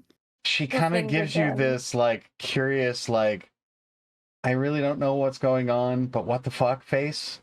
And she kind of goes with it though, like, okay. Yeah, it's more of like just trying to charm her, like. She's nice enough, but you can see that she's confused as to what you're going. like she gets that, like, should I treat you like you're an actual sailor, or are you a visiting actor? Like, what's going on here? Doesn't understand, like, you're kind of like locked halfway in between. You know what I mean? Yeah, and he's definitely going to be like, like looking at the crusty bread and kind of like knocking it on the table and be like, delicious. Right. Have yourselves a great day, darlings. And be safe out there. And come back. I'll be waiting. I'll keep the air flowing. Yeah, he's gonna have like, maybe some eggs in his mouth, and he's gonna swallow and look to Charlotte and be like, so I don't know if you're aware, but I don't think you can leave today. I heard from somewhere there was something wrong with the boat. Ileana will just be like oblivious as hell, scoffing food, and then she'll like her ears will prick up and go, "Oh yeah, about the boat." Wait, you maybe should have led with that. I got distracted when she mentioned food. Sorry, Charlotte. Okay. Basically, what did Gareth? Rummy, what did Gareth say? And she's like, Rummy just like rolls his eyes He at starts Aliana. squeaking a staccato, just like Yeah. squeaking whatever. Now nobody can actually really tell what he's saying, but it somehow reminds you of what it was. Like you can't actually understand like words that come from Rumbum. You just kind of instinctively know I things get his that vibe and the yes, frequency of the squeaks. exactly. Mm-hmm. She will look at Charlotte a bit sheepish and she'll like scratch her ear and like through her hat, and she'll just go, there was a nut or a bolt or so basically, Charlotte, the ship's a bit knackered right now, so might need you to do the old hocus pocus with your magic and that, and maybe come look at the ship. I think you're holding me in too high regard there. I don't have anything really like that can just fix the I've seen your fireworks, Charlotte. Don't be modest. And she'll like give her a little elbow. No, I've heard of spells, but that can maybe help there, but they're way beyond my current purview. So I don't know if I can really help there, but we can investigate, maybe see exactly what went on there. You said so there was some acid there, as if somebody sabotaged it. Is that what you're saying? Yeah, I think. And then she realized she's being super loud, which is actually her normal volume. And she'll like just kind of go, yeah, I reckon there's some like something dodgy going on the ship because it weren't natural. Like it wasn't just like it rusted. Well, There's that's definitely something going on. okay, that's great. It seems like every ship we get on, there's always drama. You know, the first ship what we took from Imbar to here, obviously you don't know because you weren't there, but there was a massive leak and the whole ship started to flood, and then Cardea had to kind of go down, and apparently I wasn't there, and she might just be lying to me. I don't really know. I'm not really good at that. And then apparently this being from the gods was sent down to fix the ship. It sounds a bit crazy, I know, but I do believe Lady, and yeah, and it got fixed and it was okay. But this is before we've even set off, so this is just great. Okay. Casper's like, So- slow down, slow down. The mysterious case of the acidic rudder. And so, previous Ileana ships shoots mentioned. Charlotte a look. So, what happened to the previous ship that you said? There was It were fucked. yeah, the keel. I think there was damage to the keel. Was Yes, broken, something like that. damaged. Yeah. Right. Yep. And how was it fixed? How did you all just I wasn't there. 1 minute it's filling up with water and everyone's panicking. filling with water?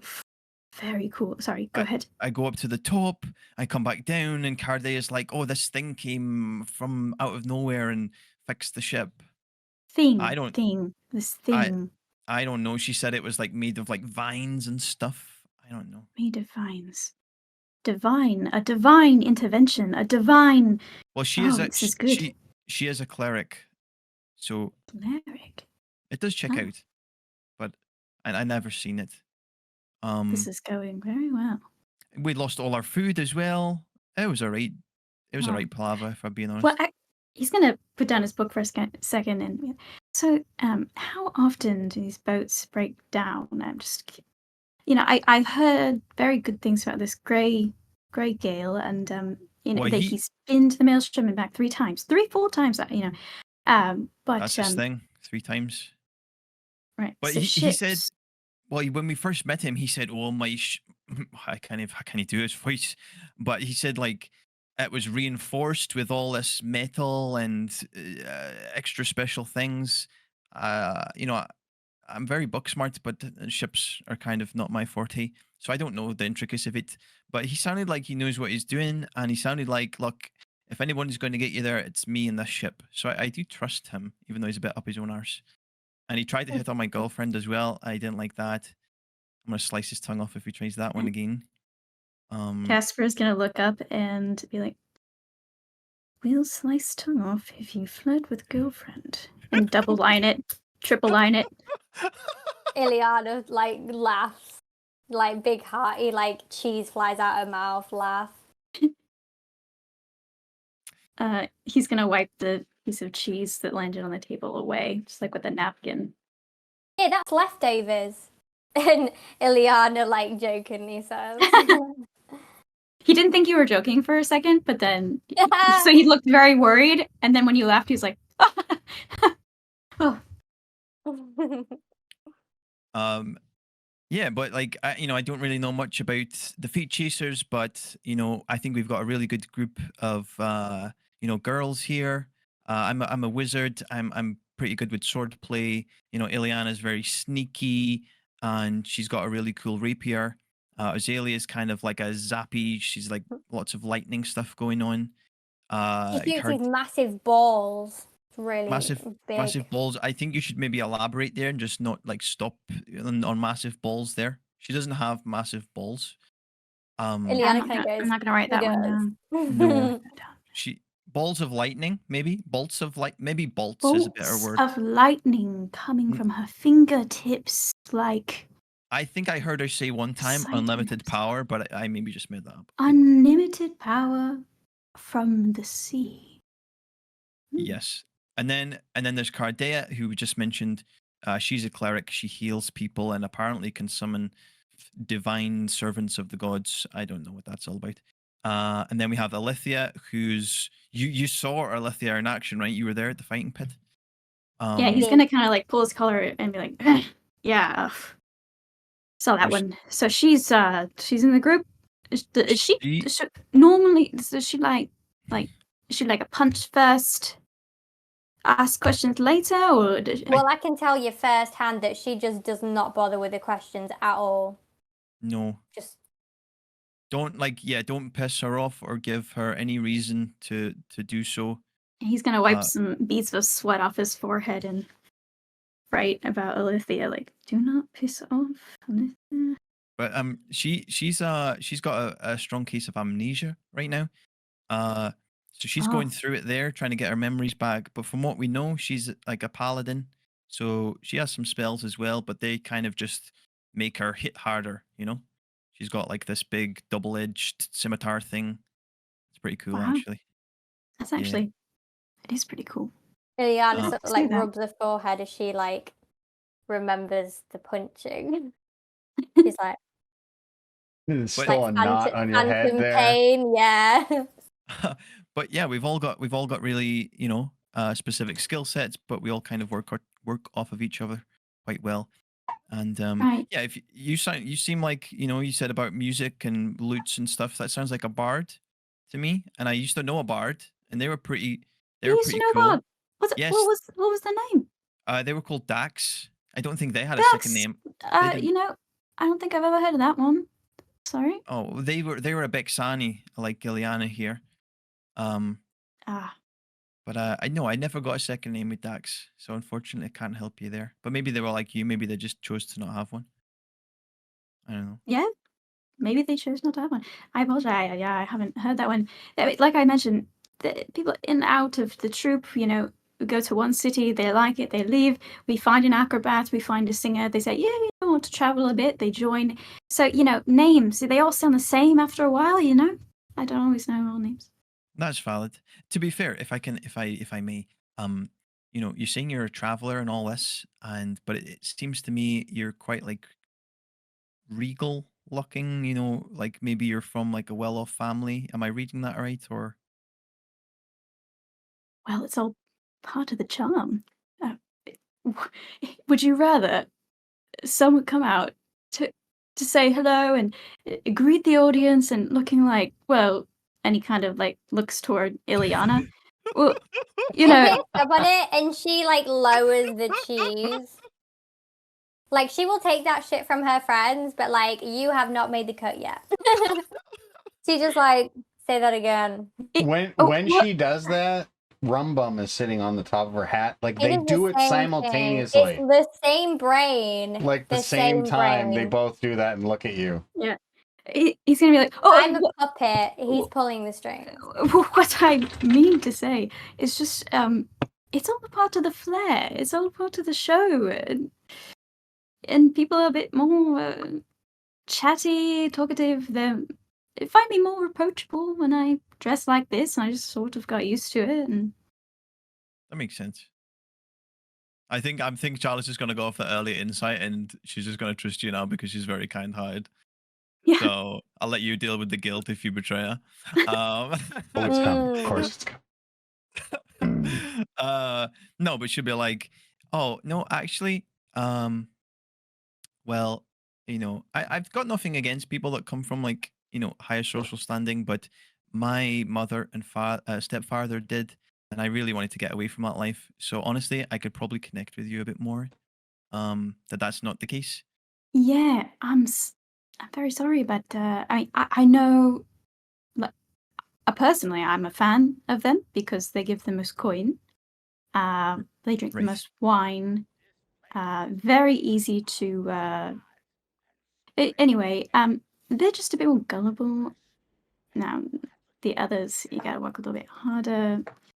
But yeah, sorry, I didn't grow up like that. I grew up in the troop from a young age, my Okay. whole life. Well, I mean, I've only just met you, and I'm like, the way my brain works, I just want to ask like 20 questions and figure it all out because that's how I've always known it. Well, So we have to build a trust. As I mentioned earlier, I want you to trust me. I want you all to trust me and be a part of this girl gang of yours. I think I would be a fantastic fit of a girly, in a way. Well, you- well, Metaphor. you're- Liana scoffs like with a bit of pork pie in her cheek, just like girly. well, you see, obviously you're a bit of a showman, and we don't really have like a collective name. And I actually I feel like it'd be a good idea, to have like a collective name. Collective So name for if you our think group of adventurers exactly, chasing a fate. well, we're not like We are all doomed to our own fates together. Oh, I love it. And he's gonna write it down. so what you saying, like the doom fated? Is We that what are we're all calling it? doomed together. I just like the way it sounds. I mean, does that not sound a bit ominous? Are we not like shooting ourselves in the foot there? Just kind of Every good story has a bit of a ominous part, but then in the end, okay.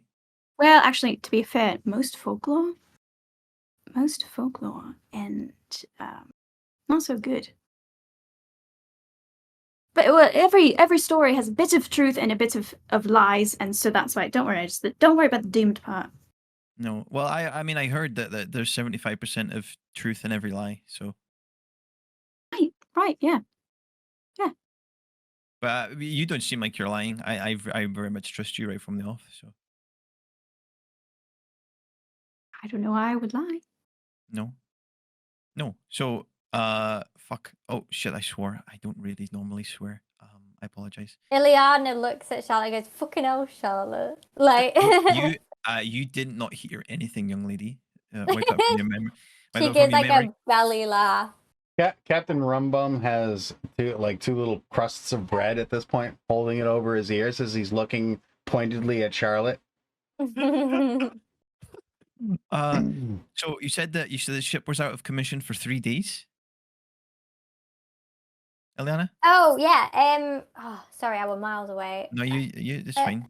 You probably dream about cheese. I know it's like Yeah. Rum sometimes as well. lemon cheese. Okay. Yeah, but apparently 3 days. But I told old Gareth that you could magic it better, Gosh. and he said to come and get you. So we really probably should go check it out. And I'm kind of done eating now. I'll just she starts scraping all the food and some of Casper's food as well, just a little bit. She's just widening the net. She's Okay, well we can go and see Gareth, and hopefully we can onboard Casper here in the process. I'm sure that'll be fine. So to be clear, so I'll be a part of your group now, and that's solidified. So I can go change out of these rags. Yeah, I mean that's totally up to you. We might have a spare They're pair of very clothes. uncomfortable. I mean, the shirt, it's got some sort of linen that's scratchy. Oh, that does sound That doesn't awkward, feel actually. very good. I mean, I'd much rather not. Okay. Ileana looks at her and goes, "Sounds terrible." Because she's just flea-ridden, dirty. Yeah, And he's gonna look over and you. he still looks better than her. he's gonna look over to you and be like, "Well, thank you," and then kind of see the look on your face and be like, "Oh, okay, sarcasm, right? Sarcasm." Mm-hmm. She just like gives like a smirk, thinking it's gonna be fun to mess with him. So yeah. To the ship. To the Okay. ship. You head back towards the ship. You head down the boardwalk and basically retrace your steps. Casper, your eyes are drawn to the spot where you tried to pretend to be a sailor. It's just kind of like that, like, oh, okay, There's yeah. pieces of rope on the ground, and the sailor's like, "What the hell happened here?" And he's just like, Here's a question for you, though. Are you continuing the ruse? You clearly know that, it no, failed. because now that I'm in, well, first of all, it clearly failed, and he was like, "All right, I need a new plan." Mhm. But second, he's like, "Okay, I've gotten in with this group. Thank God, I don't need to pretend anymore. I can just be myself." Mhm. Yeah. Okay. All right. So yeah, you're fine with that then. And I mean, what do you return? Like, what do you Come like? back in. What part of your attire was Just the costume? mostly the shirt. Well, he returns the eye patch first of all. No more Okay. eye patch business. But yeah, like he was wearing just like tighter black pants with the boots. But it was mostly just like the shirt and whatever was like. So he does return with another flowy shirt, white flowy shirt. But it's like a better quality linen or better quality. And What then is it's your passive investigation? I just want you to know, Amy, before you check out, Matt has never asked me once for my passive investigation. And that's my highest thing. So I'm just salty right now, basically. Passive investigation is 11. Okay.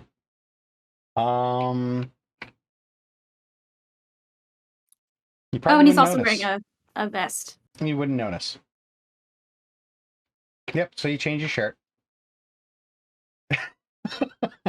Yeah, he does his best to like put the pirate shirt and like the accessories like back on the hook Mhm. to where it was, and he like looks back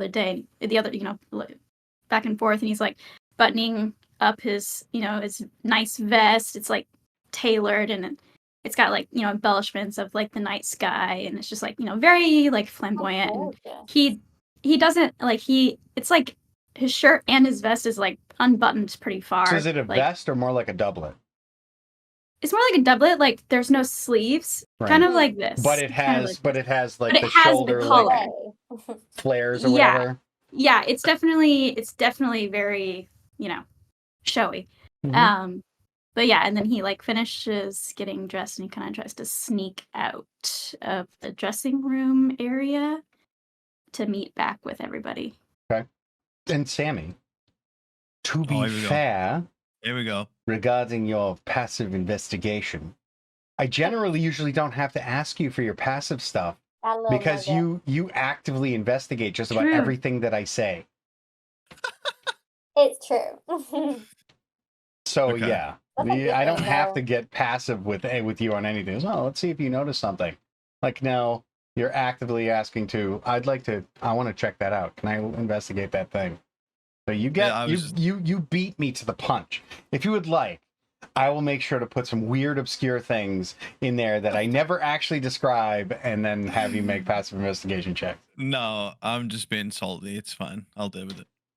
Yeah. Stop being so active in the game. Can It's your own fault. My passive perception.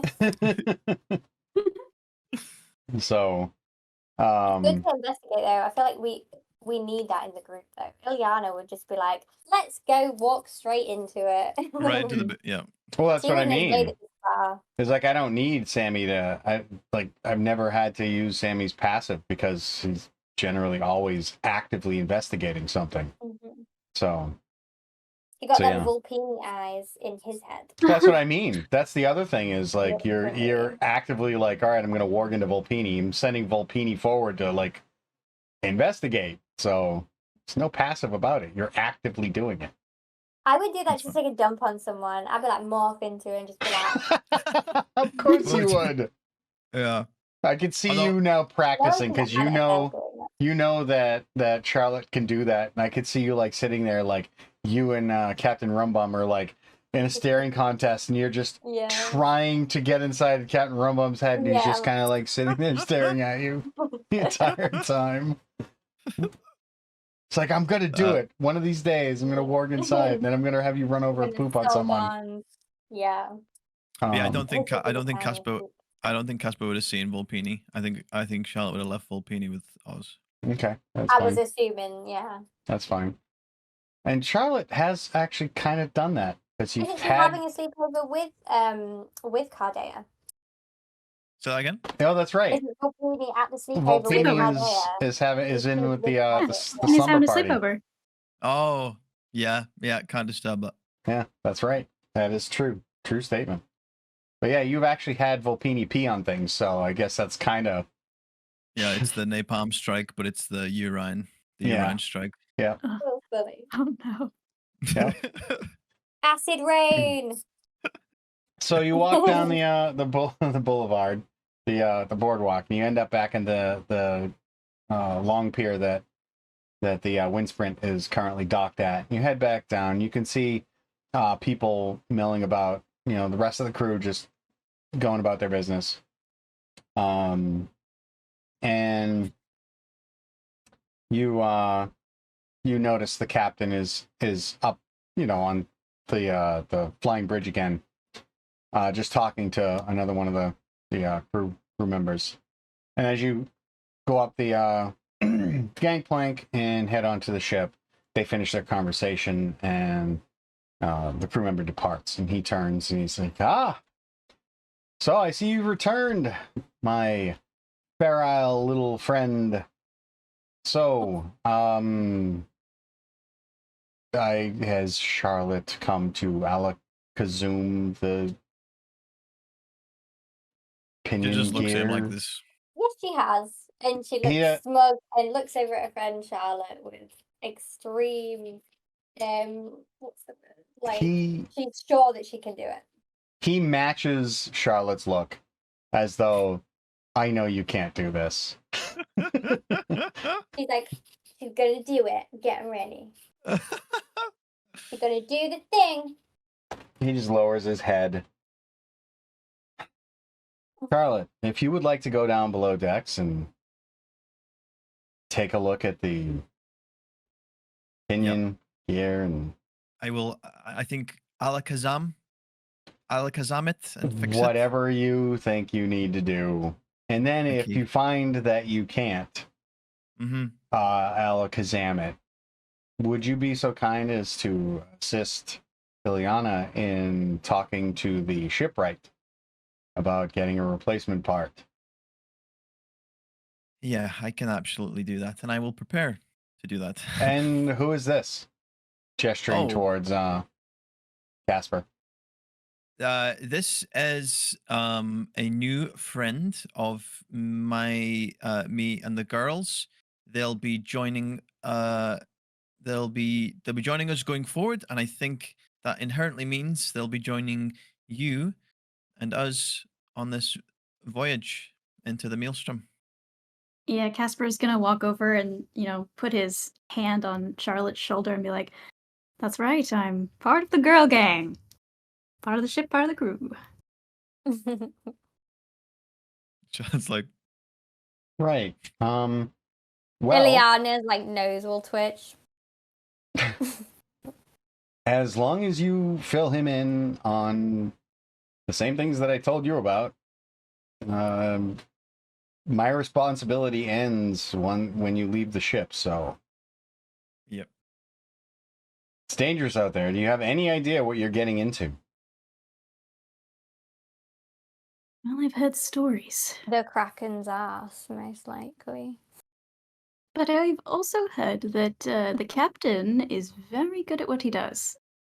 So, Me. and You're referring to me? right, I knew who you were. Gareth. Gareth, Greygale. Ah, you remember my last name. Listen, Ah, you don't have to flatter me. Honestly, I don't really care who you all in your party bring onto the ship. Just as long as you don't cause any problems and I don't have to throw you overboard in the middle of a storm, I've got no problems with you being here. he's gonna let out like a sigh. I mean, like, whew, that. Thank goodness, because I don't know how to charm your type. You're very, very hard. I mean, so stoic, and he's just like with the grunts and you just. Anyway, thank you, but very glad to be part of your ship. Right. Okay, Charlotte. And he just Great. kind of does like a sigh of relief. Welcome aboard. Your name? My name? Mm-hmm. Oh, it is Casper. Let me think. Casper Archeron. Do you actually say that in character? Like, let me think. Yes. I just wanted to make sure because I think that's brilliant. So, Casper. A different surname for everyone we meet. Yeah, like And I'm not He's gonna trying say out. anything. Casper. I'll just call you Casper. Welcome aboard, Casper. Right. Thank you. Very glad to be part of the ship. I need to see to a few things. If you want to help assist Charlotte, assisting my my erstwhile crewmate, Ileana. Thanks, Ileana. You're very helpful. You're very welcome. You've done very well. She actually like takes that to heart a little bit, and she's like, So you guys head below decks? Yeah. yeah. You lead the way, Stinky. She like tips her hat because like it doesn't offend her when it comes from the inner group sort of thing. You say that, And- Charlotte, and probably instinctively go, like, sniff. Give me a, Oh. what is your passive investigation, Charlotte? 17. Sorry. 17. Your passive Are you investigation for real? belies some additional information from Stinky. You're getting hints of lavender and coconut. From Ileana? Mm-hmm. Those are good smells. What is going on? Yeah, Where that's has she been? Okay. She'll note that and just kind of took it away for later. What you was gonna say, like lavender and gooseberry, like yeah. I was so ready for that. I was ready for Snozberries. the gooseberry. Why? Yeah. Why gooseberry? Is it not Because gooseberry? that's what Yenna. Yep. Yeah, that that's is- what Yennefer That's what uses. Yennefer smells like. Well, no, Sure. it's It's lilac and lilac and gooseberry. lilac. Yeah. There we go. Ah, All right. close. All right. I'm gonna switch it up. I'm gonna retcon that. It's lilac and gooseberries. How's that? All Oh. right. That's How's so that? exciting with cross universes. Thank you. Only because you made that reference before on Yeah. the break, and I'll use that. So yes, it's lilac and gooseberries. We're smelling gooseberries and lilac. She got some undertones of deliciousness. So you head down below, like the first deck, and there's more of the crew. And Yeah. one of you like walk past them to get to the bulkhead that goes to the next deck down. And one of them turns and like looks at you, is like, "Oi, Ileana, are you wearing perfume?" Was it? Ooh, me? Yeah. I think it's just my natural fragrance. No, your natural Natural. fragrance is more like feet and cheese, and not often in that order. Right then, you're a dirty bugger. I don't know what you're on about. Oh no, I'm dirty. You know I'm dirty. I'm just saying. You trying to impress anyone? Got someone you fancy down here? Casper's No. gonna like She kinda, like, scowls. peek out and be like,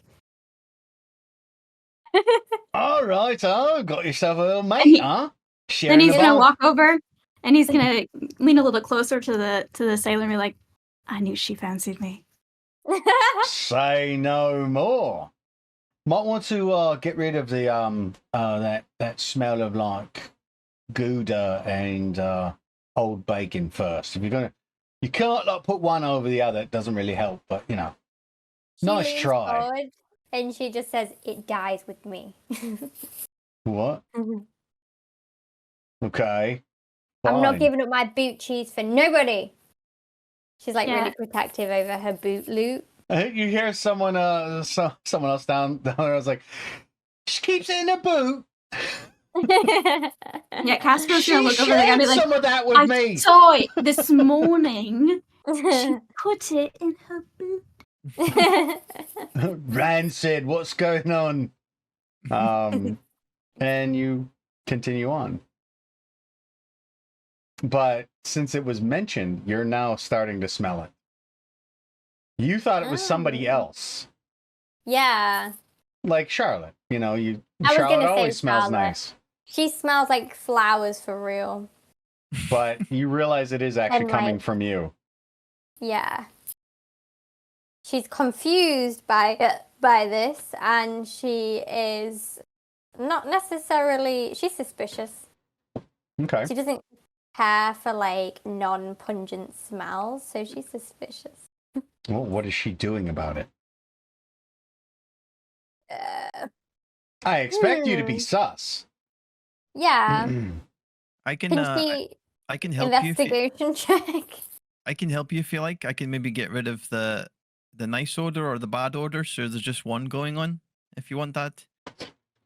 Well, I do want to find out what the nice. It would The be an nice investigation smelling. check, by the way. Can I Yeah.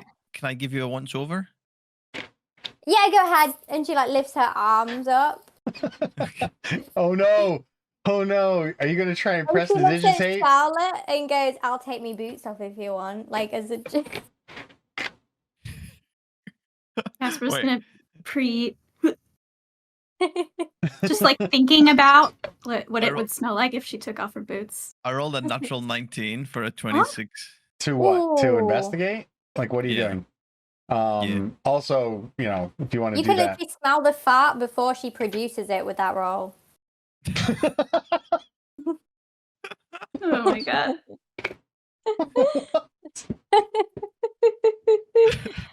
Oh, it's always potty talk with Liliana. She gets fart sense.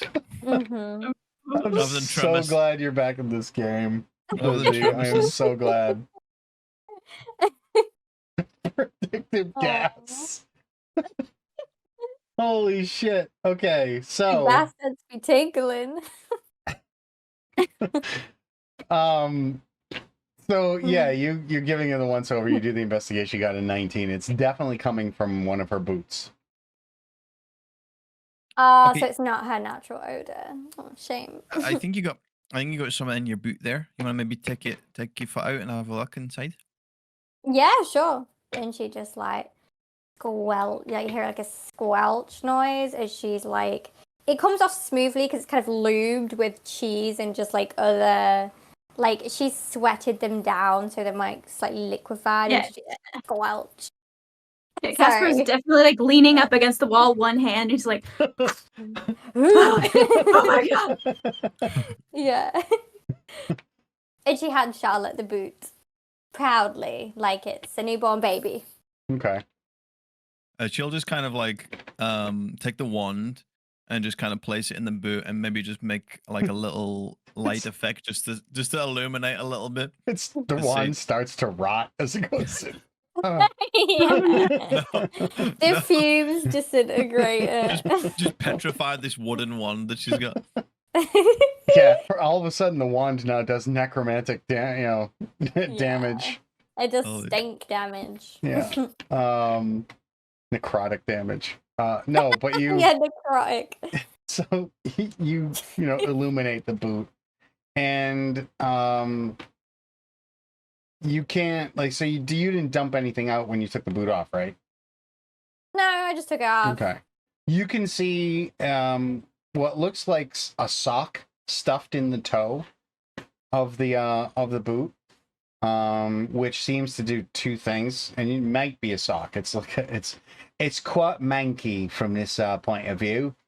and it looks like it's plugging a hole in the tip of the boot, but it also probably helps to fill in an area where her toes wouldn't, because the boots look a little bit too big for her. So she kind of fills it with the sock. With the sock. But there's also a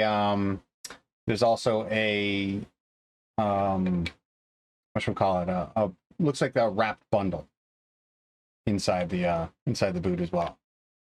Okay. I'll fish it out.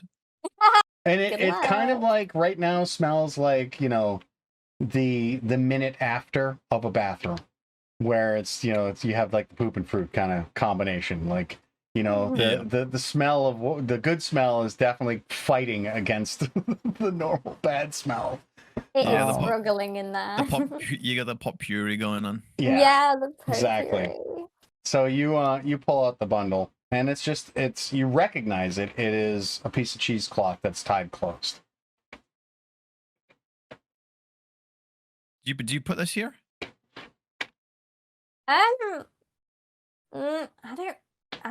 don't think so. In between, I You usually just have it did. Easy accessible. in between gags, Casper's gonna be like, the woman at the breakfast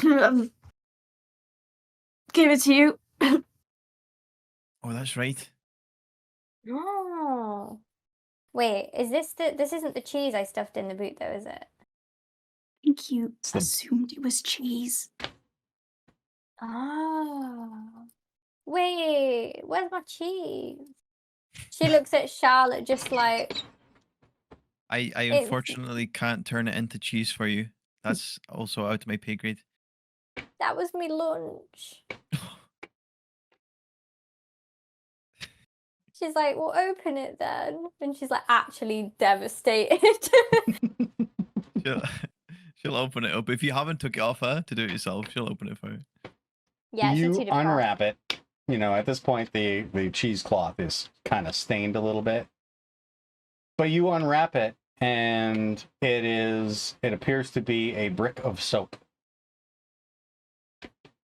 Blasphemy. I think someone was trying to give you a hint. But Well, I didn't pick up on it. It's a nice Oh, smelling, nice smelling brick of soap. I know you I like can't eat soap, Charlotte. No. Okay. Yeah. You want me to, I can keep all of this, or you can use it, but I know you like your natural scent. Bear in And I mind, Ileana can't actually smell what everyone else smells because she's so used to it. So, like, she gets hints, but she genuinely just, like, doesn't know. No, it smells really nice. Yeah, it smells like something that you would use, Charlotte. So you can have it if you want. Well, And she genuinely says it like a nice gesture. okay. She's still not getting it. So you don't use soap? This is No, because my natural oils are like better for my skin. I also just like I've like never really used that stuff. Yeah, I think it's like your tabaxi heritage, isn't it? You know what I'm saying? Yeah, it's better for our skin. So, Mm. and then she like grabs her tail and just starts like just kind of picking the little gnats out of it, like. Well, if you ever change your mind, my favorite scent I keep on me, and he's gonna fish it out of his bag and be like, this one right here. One of my favorites. I got it from a woman a few towns over. I've been wearing it since then. It smells like honeysuckle and what was that? Jasmine and honeysuckle. Here, and he's gonna like go to spray her. Let's see if She lets him. Oh yeah, so he's gonna spray all over. He's gonna keep spraying. He's just gonna keep spraying. Keep spraying. She keeps sneezing and goes, bugger off, and she like swats with the. She's like too much, and she just like starts sneezing, and she just kind of looks pathetic. She just kind of stood there, like her shoulders are slanted, and she just feels defeated because everyone's tried to like give her like a wash and hint that she needs like to get clean and stuff, and she like trusted that he would do like a little like so she could just smell it because she's a cat, so she's got like heightened sense of smell, and now she's just like drenched in this overpowering smell, and she's just like, Yeah, he's gonna be like, oh, much better. And then we can work on the other part, which is the soap. I don't have it on me, but I can go get some for you. nope, I'm good. That's it. Thank you for the toxic bottle of It's okay. perfume. And she's just she just feels like defeated. And he sprays himself, and he's like, and then puts it away. Very proud of himself. Because her scent is something that she's like, it's like her identification, if you know what I mean. That's how they smell. They can smell their kind of clan. That's why she doesn't particularly like to wash. She loves the sea and everything like that, but she doesn't like all the products and, like she don't care if she gets rained on, but she doesn't want to like wash purposefully because she likes to keep that like her scent so that others can literally smell her. Like she smells fine to other tabaxi, but Bexani, sorry, but I guess to everyone else she fucking stinks. Yes. Rancid. Right, yeah. You put your boots back on, and you're going to show me where this problem is, young lady. All right. Yeah. So she like leans down and wait, hang on. We're on the ship, right? We're on the ship, yeah. No, but like, didn't we? Did? Oh no, we didn't assess it yet. Oh yeah. So No. she leans down. I got stuck up on the fact that it wasn't cheese in the boot. Yeah. So she looks at the where the screw has been corroded, and she just basically goes, like, excited for you to do your magic, and she's like watching, like. Okay. Yeah, I got literally nothing for this. Okay. So Yes, but as you're looking this over, you're forced to check your DM.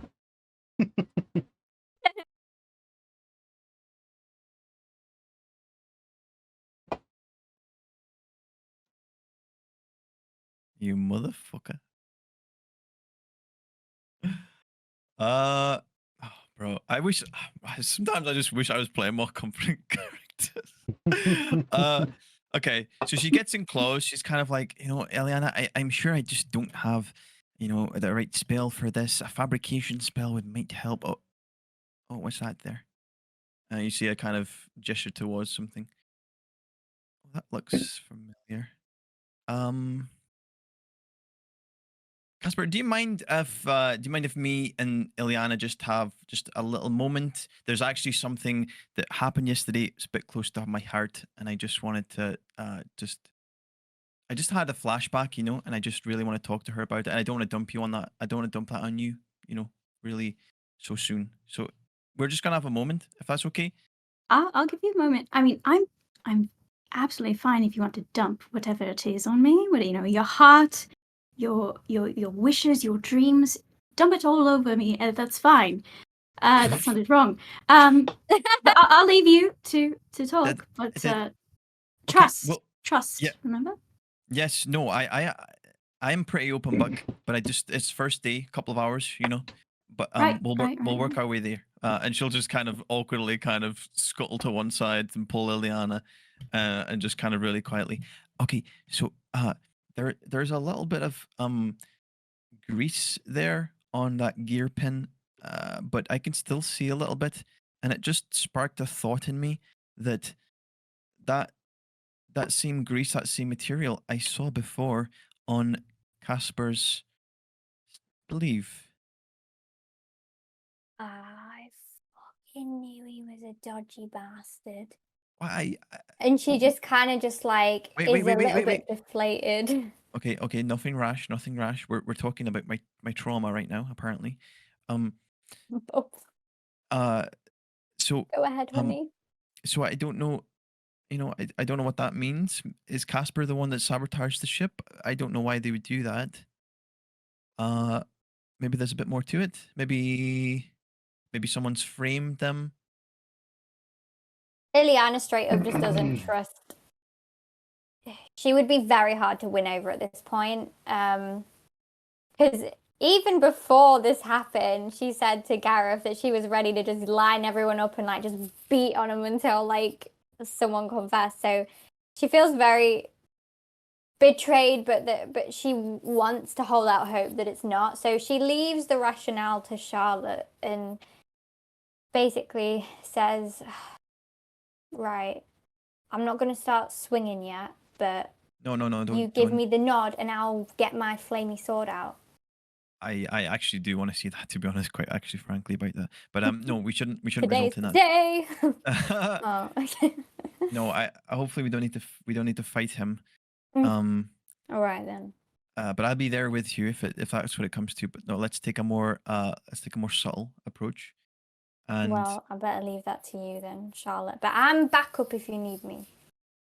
okay, maybe you just kind of stand behind me and just kind of look menacing. Maybe Me stop and Rummy their will glare at her.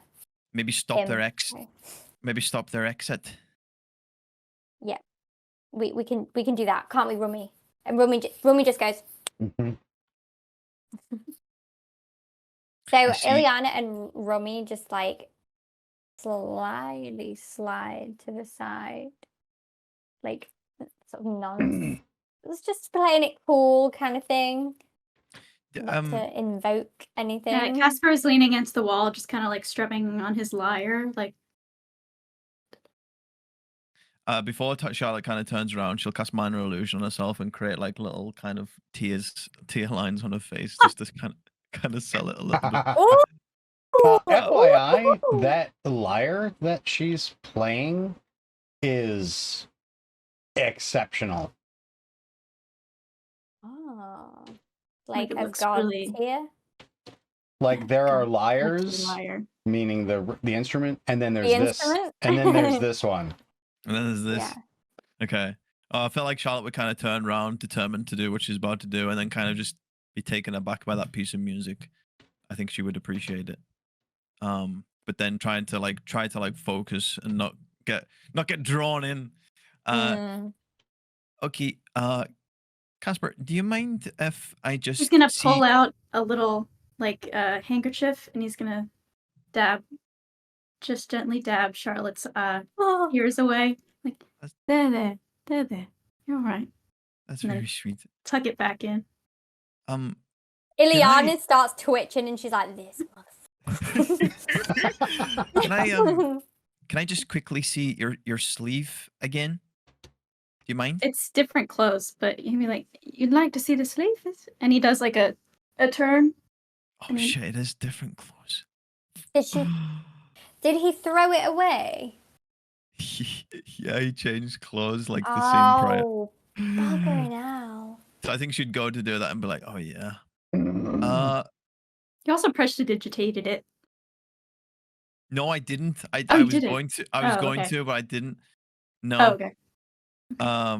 We got to go back to that room and get that shirt. It's like the cheese heist, but the grease heist. Look, I'm going to be honest with you. That grease that's still on that gear pin there is very similar to the grease I saw on your shirt prior. And it's just a very coincidence that on the way here, you're very quick to change that shirt. So I think you know what I'm trying to say. We don't need to do any rash actions here. But if you could just answer the question, were you the one that sabotaged the ship here? Ladies, no need to jump to conclusions here. I can fully explain what's going on with the grease. Please do. Go on, As then. you've seen, Ileana shouts from the back. Ileana, she saw me. Oh, sorry, I'm supposed to have an accent. Whatever. She saw me on the ship pretending to be a sailor, and as you know, I'm not really much of a sailor. I have been pretending all morning to be a sailor, and my goodness, I've leaned into things I shouldn't have. I accidentally tied my hand into a rope. It was a difficult experience. Really, truly, that's what happened. Is spent all morning as a sailor. There's grease on the ship. It's a ship. There's going to be grease all over the ship. Things are greasy. The wheels are greasy. Things are only greasy when they're in really kind of intricate, parts that you would go and fix and maneuver, not anything like a. Well, I'm not an engineer or whatever, whoever's like underneath, the ship. I'm not an engineer, so I wouldn't know what is greasy and what isn't greasy. But the ship in general, I mean, you've seen the ship. There's dirt everywhere. There's cobwebs from the ceiling. Nobody gets up on these ceilings to it would be nice. So there's definitely grease all over. There's actually no cobwebs anywhere. And the Yeah. wood is like very Lying well to our polished on very this ship. eyes. Like, this is just... This ship, Okay. like you're trying to do it and you're looking around and you're like, oh, there's cobwebs everywhere. And you're like, realize that this ship is like immaculate. As he knows this, he's gonna be like, listen, it's easy to assume that I could be a part of something nefarious. I mean, you just met me. It's, as you mentioned, you had past trauma. You were just crying about it, and I'm sure that sort of brought it up with you, and I'm very sorry about that. Bring but it goes both ways. Listen, it goes both ways. I don't know everything about all of you. I don't know everything about you. If anything, this could be part of some nefarious plot that you are playing on me. And perhaps you're about to maybe reveal your evil scheme and bend me to your will. Oh, and just so you know, I don't think it won't be very hard to bend me to your will if it just is mentioning. But if you're revealing your evil scheme, some flair, I would prefer more flair. I don't even know what to do. Ileana will start like munching on her like boot snacks, wishing it was that cheese that she never got. Can it accidentally be the bar of soap? Oh. I'll Yeah, we'll make it canon. She got reach in again and just. I'll be honest, Casper, if that's even your real name. I don't believe that facade you're trying to pull there, unfortunately. But Ileana nods in agreement. like I said before, there's 75% truth in every lie. And even if you've been lying this whole time, I do feel like you really want to get out to sea. Maybe you're trying to run away from something, or maybe you're truly interested in it. But whatever you're trying to do here, I don't believe that's the best way of going about it. And me and Ileana and the rest of the girls are a really great group. And if you really want to get out to sea and you really want to spend time with us, I think we'd love to have you, but we can't start off like this on the wrong foot with lies and deceits. And I had to kill you with kindness because that's the only way Charlotte knows. Oh no.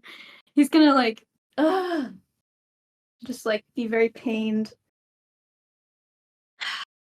You make this very hard. Suppose we've come to an impasse, and I must reveal the truth. All of the truths. All of them. All the 20 truths. All the truths. None of them are lies. The other All true. 25% of the truths that I haven't told. I may know something about what happened to the gear of the ship, but I promise you it was of good reason. I mentioned before that I am in a traveling group of performers, and that's not a lie. I really am. But I grew up being a performer. I mean, it's a nice life. It's nothing special. But I've been nothing but a storyteller. I tell stories. And when you all showed up the other night, I heard you talking. That Grey Gale fellow, the captain. Right. I may have overheard a bit of your stories. And I may have followed you around and saw with the fighting pits and such. I just had to get a good idea of you all because fate chasers, you see. I am doomed to tell stories of others and their destinies, but I want to forge my own destiny, my own fate. I want to be the storyteller. I want to shape my own story, and I want to tell stories. And when I do finally find that right last name, it's gonna roll off the tongue. It's going to be perfect, and people will sing praises of Caspar the Bard. But it won't be me singing the praises of. You understand what I'm trying to say? I think you're saying that you want to be the protagonist of your own story. Exactly. Yeah. And I Honestly, saw you all, and I heard the story. I know the story of the Pirate King. I've so much about it. And then when I heard that there were daughters of the Pirate King, and they may be here, and I found you all, and you all look and act like a story that has yet to be told, and I want to be a part of that story. yeah. I can't really speak for myself, but the rest of the girls are honestly some of the most special people I know. And the more I spend time with them, the more I know them, and the more secrets they know about themselves. And they're all amazing people in their own rights, and they belong to so many different groups of other people. And I could go on and tell you about all these things.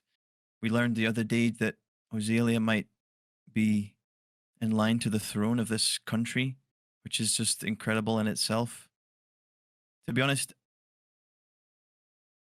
and Alithia is this great guardian of the Nine Galaxy. Hills. Eliana and Ozelia are both connected to this dark pirate king figure.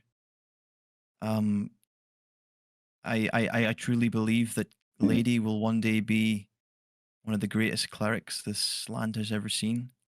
And well, for me, I'm trying to figure that out.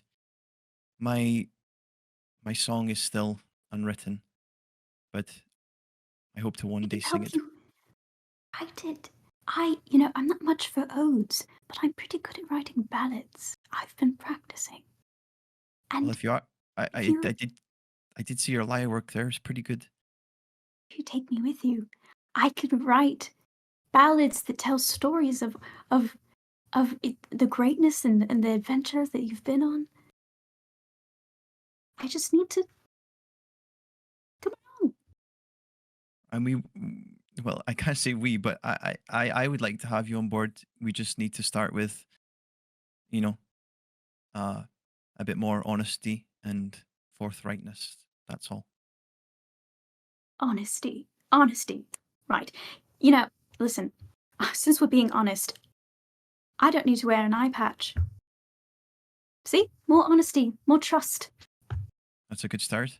You doing well? Keep going. Uh, um, well, I also, that scent, I make it myself. Really, the one that Ileana quite liked with the jasmine and the honeysuckle, I make it myself. It is organic, so I'm very good at that. She stood in the back itching, just like organic. I mean, what do you want to know? Really, it's what. Well, I feel like you kind of avoided the whole question before about what happened here with the broken gear pin. You started talking about how you were actually part of a performing group, but then you kind of went off on a tangent and didn't really come back to the main point. I cannot stress enough that I have seen you all in the fighting pits. You don't want to fuck with us, no. I know you know that. I just don't think that the matter of who is really the issue here. Because it's fine, it will get fixed. Okay, but if you're the one that, in this hypothetical situation where you're the one that broke it, and we're now going to take 3 days to depart, that's a pretty big problem, right? So whether it was you or it wasn't you, okay, the fact is, how is it a problem? well, no, the fact is it's broke right now. So maybe Oh. you know how to fix it quicker than maybe Gareth is assuming, and we can actually depart sooner. So if you have that knowledge to fix it, whether you did or you didn't break it, I think that would be a great first start to showing All right, yeah. to Okay, showing let some. me take a crack at it. I don't know. I'll take him. He's gonna walk over and he's gonna.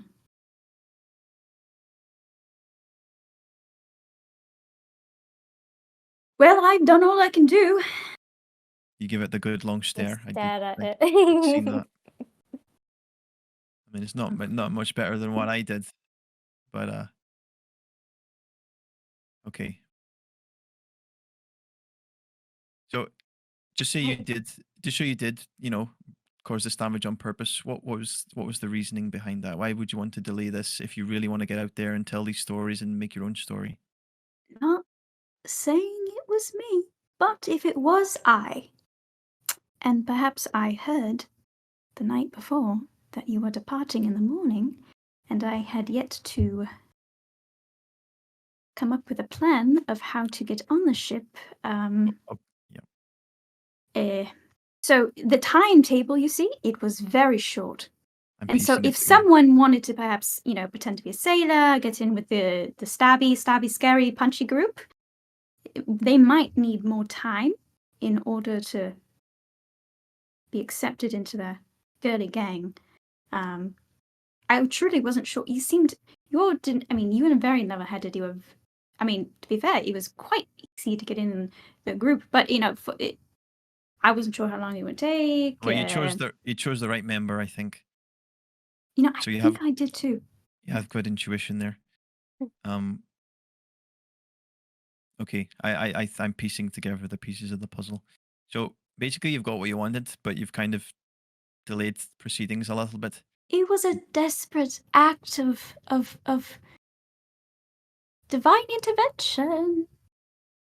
Ileana shouts from the back. You shot yourself in the foot, you fanny, and the rest of us. And her and Rumbum are like sharpening their claws with their dagger, just like filing. Yeah, he's definitely noticing this and very nervous, and he's gonna be like, Charlotte, listen, I don't need to be stabbed or anything like that. Okay. Everything's going to be fine. The ship is going to be fixed. We'll find someone. The ship will be fixed in very soon, and maybe not even in 3 days' time. Perhaps even earlier. We could go. We find some. I know a guy. And who is this guy? As I said, I'm not very good with names, but I know the area. Okay, he's a little. He's a what do you call him? A blacksmith. What's his name? But he is a dwarf, large beard. You've maybe seen him, Maybe. right? Maybe. But he would know a little bit about this stuff. He's gonna know how to fix it. Okay. Yep. Well, I do appreciate some truths that you've told there, so I'll try and repay that with my own honesty, and she'll kind of just snap, and the magical tears on her face will just dissipate away. Oh, come! But did you at least enjoy the courtesy? Was that charming? It was good. Ileana goes in the background, and then she like scratches her ass, just like. Yeah, just like not charmed at all in the slightest. Just the gesture was nice. I give you that. It did seem a little bit half-hearted, but truth be told, I'm a little bit of a crier anyway. So there's a good likelihood that if you're going to come with us, you might just see me cry naturally. So maybe you hold the handkerchief for that moment. All right, I will. I will be there to dry your tears, dear Charlotte. Okay, that seems a little bit too much, but we'll Roll work She's it on got it. a girlfriend. So roll And it then back, roll it does back. this in the No, back. trust me. No, I wrote it down. Azalea, you are a star that I will admire from afar. Do not worry. That is fully understood. Okay. Yeah. Well, I don't want you to do that around Oz because, like I said before, unlimited power. Lightning bolts and stuff. She might get a little bit. And He we don't opens want the we don't book want and fried Casper. puts another underline underneath the "don't flirt with."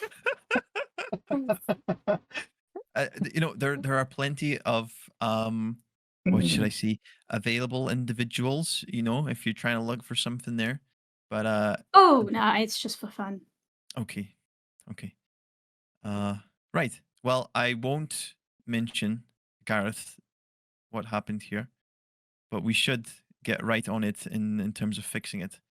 The guy. So, the guy, yes, let's start with the guy.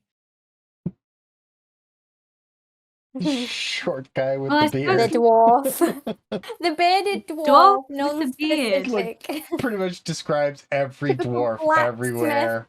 Yeah, in any fantasy role-playing situation. Yeah, Happens to be a dwarf with a beard. and a hammer. And a blacksmith. So But you have funny. you have someone in mind though, right? You have someone in your head, maybe. Not really. It's giving every generic blacksmith. Pretty much. Generic blacksmith. Wow. Yep. That's awesome. Casper is like he might know a guy, I don't know, but he is like crossing his fingers that he was just generic enough. Wait till you Mhm. actually meet the blacksmith. Total opposite, I hope. That'll be funny. Because I actually have a blacksmith. Oh, I Really? can't wait. Maybe he does. You don't I know. can't Maybe wait, he does yeah. know the blacksmith, but maybe not. We'll see. I guess we will. We are going to have to wait that. But it is now 5:15.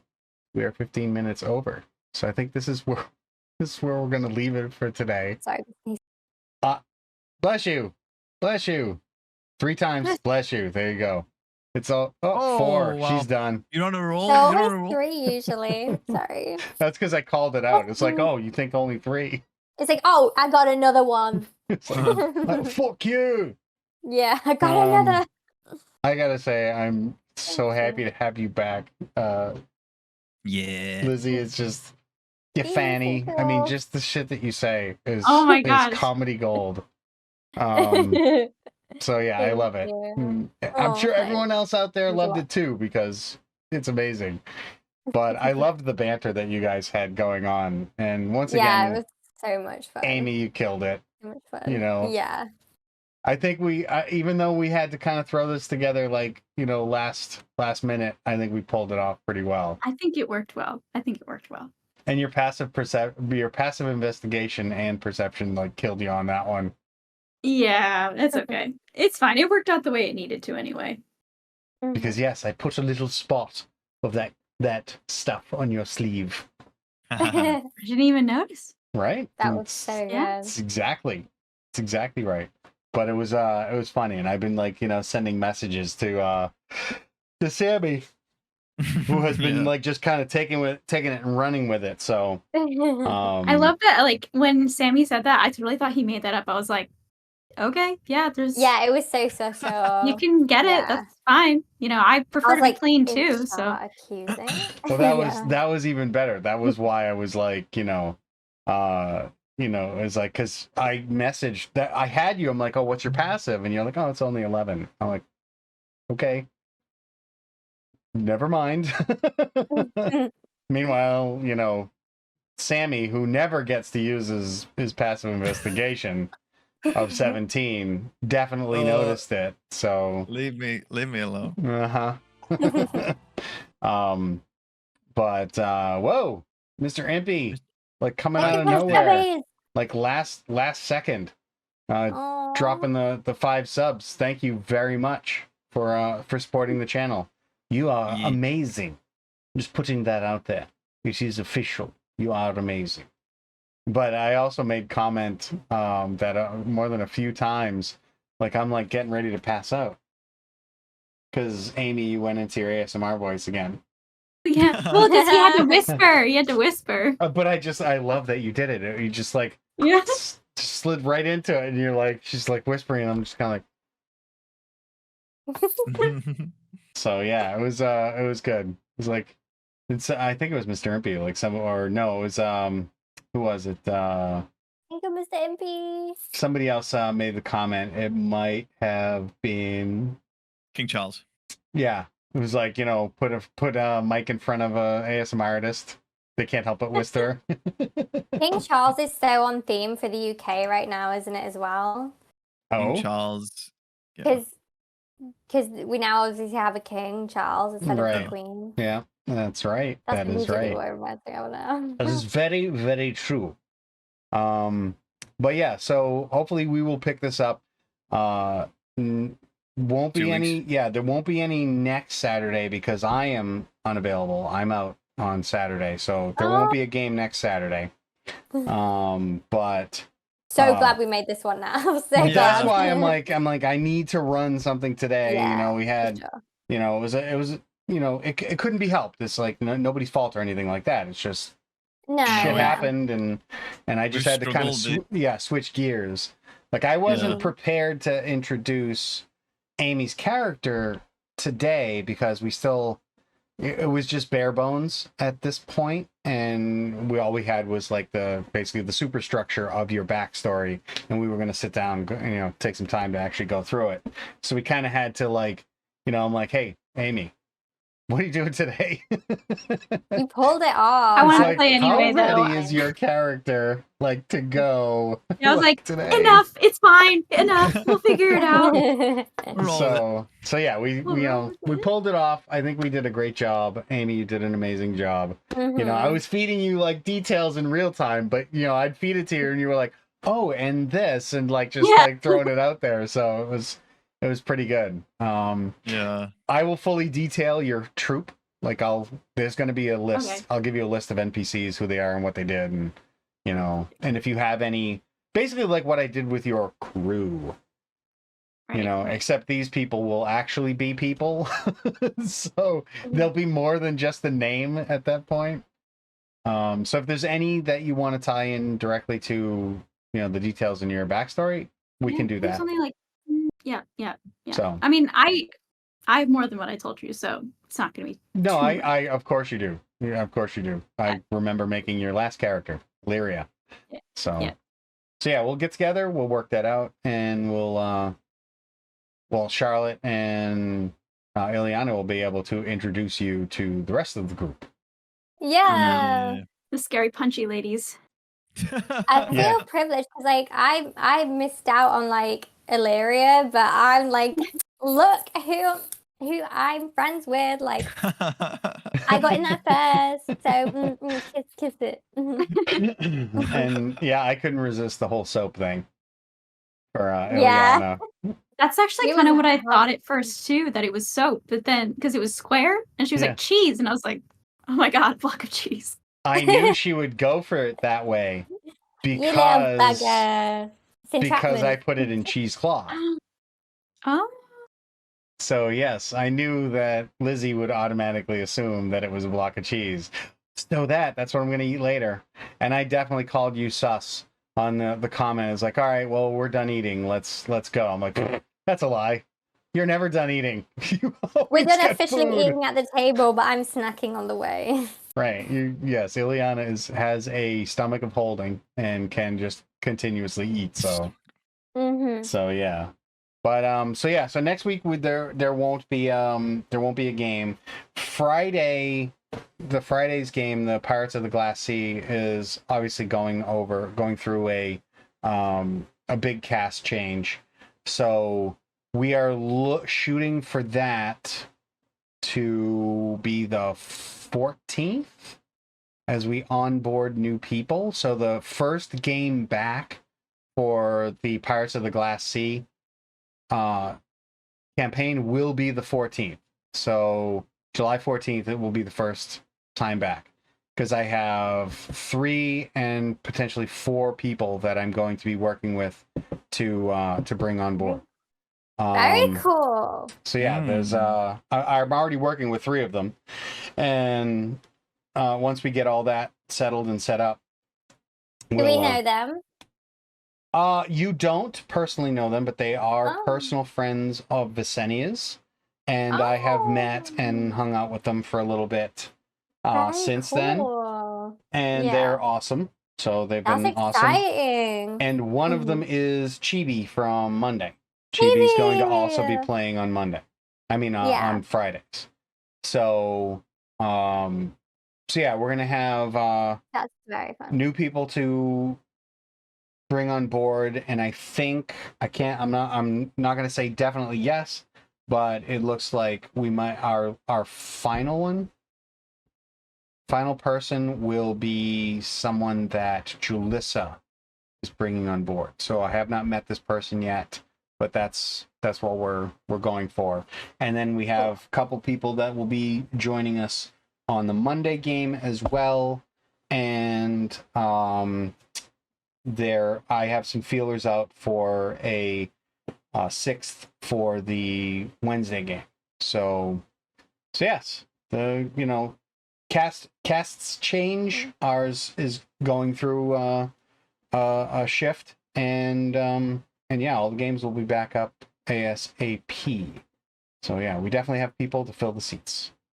Can you check your DMs a sec? For just a sec? Just a sec, just a quick one. It's an important one. Oh, okay, yeah. I actually butchered that spelling. I've just Yeah. Okay. Yeah, just wanted to check. So yes, I think that's it for cast and show announcements. I will be opening up my basically I'm going to be offering my services to run one-shots for people. So you'll be able to actually book me as a dungeon master to run for events or just a game here and there. So I'll be booking for 1 and short shots. So basically, a 1, 4-hour session or up to 3 4-hour sessions as part of a small game stint. So that'll be coming in the very near future. And I will be opening I would those love doors to do a one shot. I would like to play a character that's totally different. That'd be fun. Well, yeah, you'll get the you'll get the chance to if you want. So yeah, I'm gonna be taking bookings. It'll be 4 to 6 people per game session, and keep your eyes peeled. Join the Discord if you haven't already. That way you'll be able to see when that stuff gets announced. And yeah, we're gonna also be I'm gonna let Sammy talk about it when we get to that, but we're gonna be doing a Dungeon Masters roundtable that's once again going to be kind of cool. So yeah. So that's it for me. Now let's turn this over to my wonderful cast and let them tell you more about themselves. And I'm going to start with Amy, as I tend to go counterclockwise, and she is the first on the screen. So Amy, why don't you take it away? Yeah, I am Amy, and I make ASMR on YouTube under Amy K ASMR, and I have socials, Twitter and Instagram, that is also under Amy K ASMR. Alrighty. Thank you very much. And she also stars as Alleria in the Wednesday game. So if you want to see her roleplay more awesomeness, join us on the Wednesday game and you'll see her there as well. So that takes us over to Ilyana. Lizzie, tell us more about yourself, darling. I'm Lizzie, and you can find me pretty much anywhere: YouTube, Instagram, TikTok at Lizzie Lestrange. Or I think on TikTok it's Liz Lestrange. It's been a bit of a struggle to get my name some places, but you'll find it on Instagram. Lizzie Lestrange. I do ASMR, where I'm a lot quieter than I am now. Or naturally, I do cosplay as well on Instagram. I just do cosplay, I just live in cosplay basically. I'm even wearing a wig right now. So yeah, that's pretty much what I do in ASMR. And I do have a second YouTube channel where I do make stuff and do special effects makeup and show you how I do it as well. But you can find all that through Instagram on my link tree. Yes, Hey. very cool stuff. Can confirm. And Thank you. and now on BBC4 nightly news, that brings us over to our esteemed guest Sammy. If you would like to tell the world a little bit more about yourself. I guess. But I will start with I'm so happy to have both Lizzie and Amy back in the game. Yay! I love you both. And Greg hugs. I know okay, we're doing hugs. Mm. And I know the other three cast members are so excited to play with Amy again. So it's all very exciting. But I'll stop getting gushy. There's some plugs first. Yeah, you can find me on Instagram at Sammy by the Gram. You can find me on Twitter at Sammy on the Bird. You can find me on Twitch at Sammy Go to Twitch. You can also find me every third Sunday of the month over on twitch.tv/Bridges and Brigands, where I play, get ready for this, Countess Adelheid Elvanis von Zigrak Aya II, who is just the complete opposite of Charlotte. So if you want to see that and want to see me role play with a bit of confidence, then you can check that out. But yes, like Matt alluded to before, we're going to be starting up the roundtable streams again next week. We took a little bit of a hiatus on there. I was busy, some other people were busy. What we really wanted to do though was the 3 episodes so far have all been male dominated. And whilst we have a really good female and LGBTQ representation in RPG as a whole, almost exclusively none of those players are dungeon masters. So I wanted to make it my goal to reach out to some female and some LGBTQ dungeon masters, and we have just done that. So hopefully on Thursday at, I want to say 12:30 Eastern Standard Time, you'll see me, Matt, you'll see Jack, who's previously been on the DM Roundtable streams, and you'll see 2 new guests in Bex and Rhiannon, who will be joining us for that. They're 2 both amazing people in their own right, and I can't wait to see their kind of thoughts and opinions on this Unearthed Arcana document. We're going to be doing the most recent one, which is all about the new wizard, sorcerer, warlock, barbarian, and fighter. And we're going to be breaking kind of all that down, what we like about it, what we don't, what we want changed. There's a lot of content there, so that'll probably take a couple of those streams, but we're looking to get maybe 2 of those classes covered on Thursday. So again, it'll be on Matt's channel like normal, right on here where you are now, but it'll be 12:30 p.m. Eastern Standard Time. Fingers crossed. So come support that. And if you do miss it, the VOD will be on YouTube, just like the VOD for this will also be on YouTube as well, so you can catch up. And at some point, we're gonna do more of the Sol Boreal insights, kind of thing. So if you want to find out more about my world, we're gonna do another series of those so that I can fill you in on the different things. You know, I think at this point I've given it a big overview of the world itself, so we can start kind of, you know, laser focusing in on specific areas and parts of the lore. So I am more than happy to do those. I love talking about my world, so keep your eyes peeled. We'll have those out there as well. Let's see. I don't really think I have anything else to add because I kind of like stole the spotlight right at the beginning. No, but we've got a couple of things in the works. yes, You might get to see me be a dungeon master in the future. Ooh. On this channel, so that's Might. exciting. No, you're hopefully definitely going to see it. I'm just going to put that out there right now. You're definitely going to see it. Exciting. So yeah, it's that's coming. Oh, Yeah. Sammy. One thing I will talk about, and obviously this whole month has been about charity. For the Trevor Project, but I am extending it to next month as well, which I have in the works with some of my other cast members like Julissa from Friday Night and now my new assistant casting director Virla.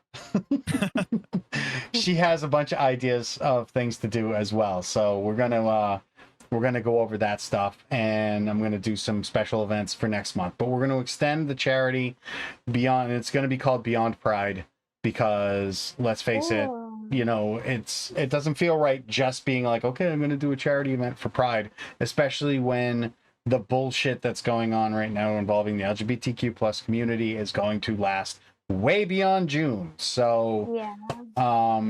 so yeah, I'm gonna keep this going, and I'll do. At this point, I'm probably just gonna have to keep.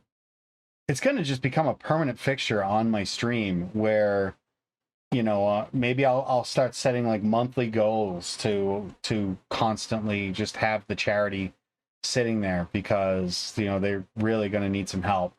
So That's if you nice. can donate, I just shared the link. It's down below. There is also a QR code that you can use, and it's Mr. Impy. Right now, we have it set to 1,000, and then that's one of the things we're going to work on. Is I'm going to do, like, if you've seen the single chip challenge, if you know what that is, you know, it's basically it's a single tortilla chip that is 2 million, right around 2 million on the Scoville scale for heat. Is it one chip? Is it the black one?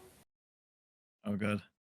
Oh my god! This it is isn't just the a one. chip. Like, this isn't the specific one, because every year they come out with a new one, but I saved the coffin Oh, boxes yeah. so that I know that I survived That them. you So did I do it. have the current one.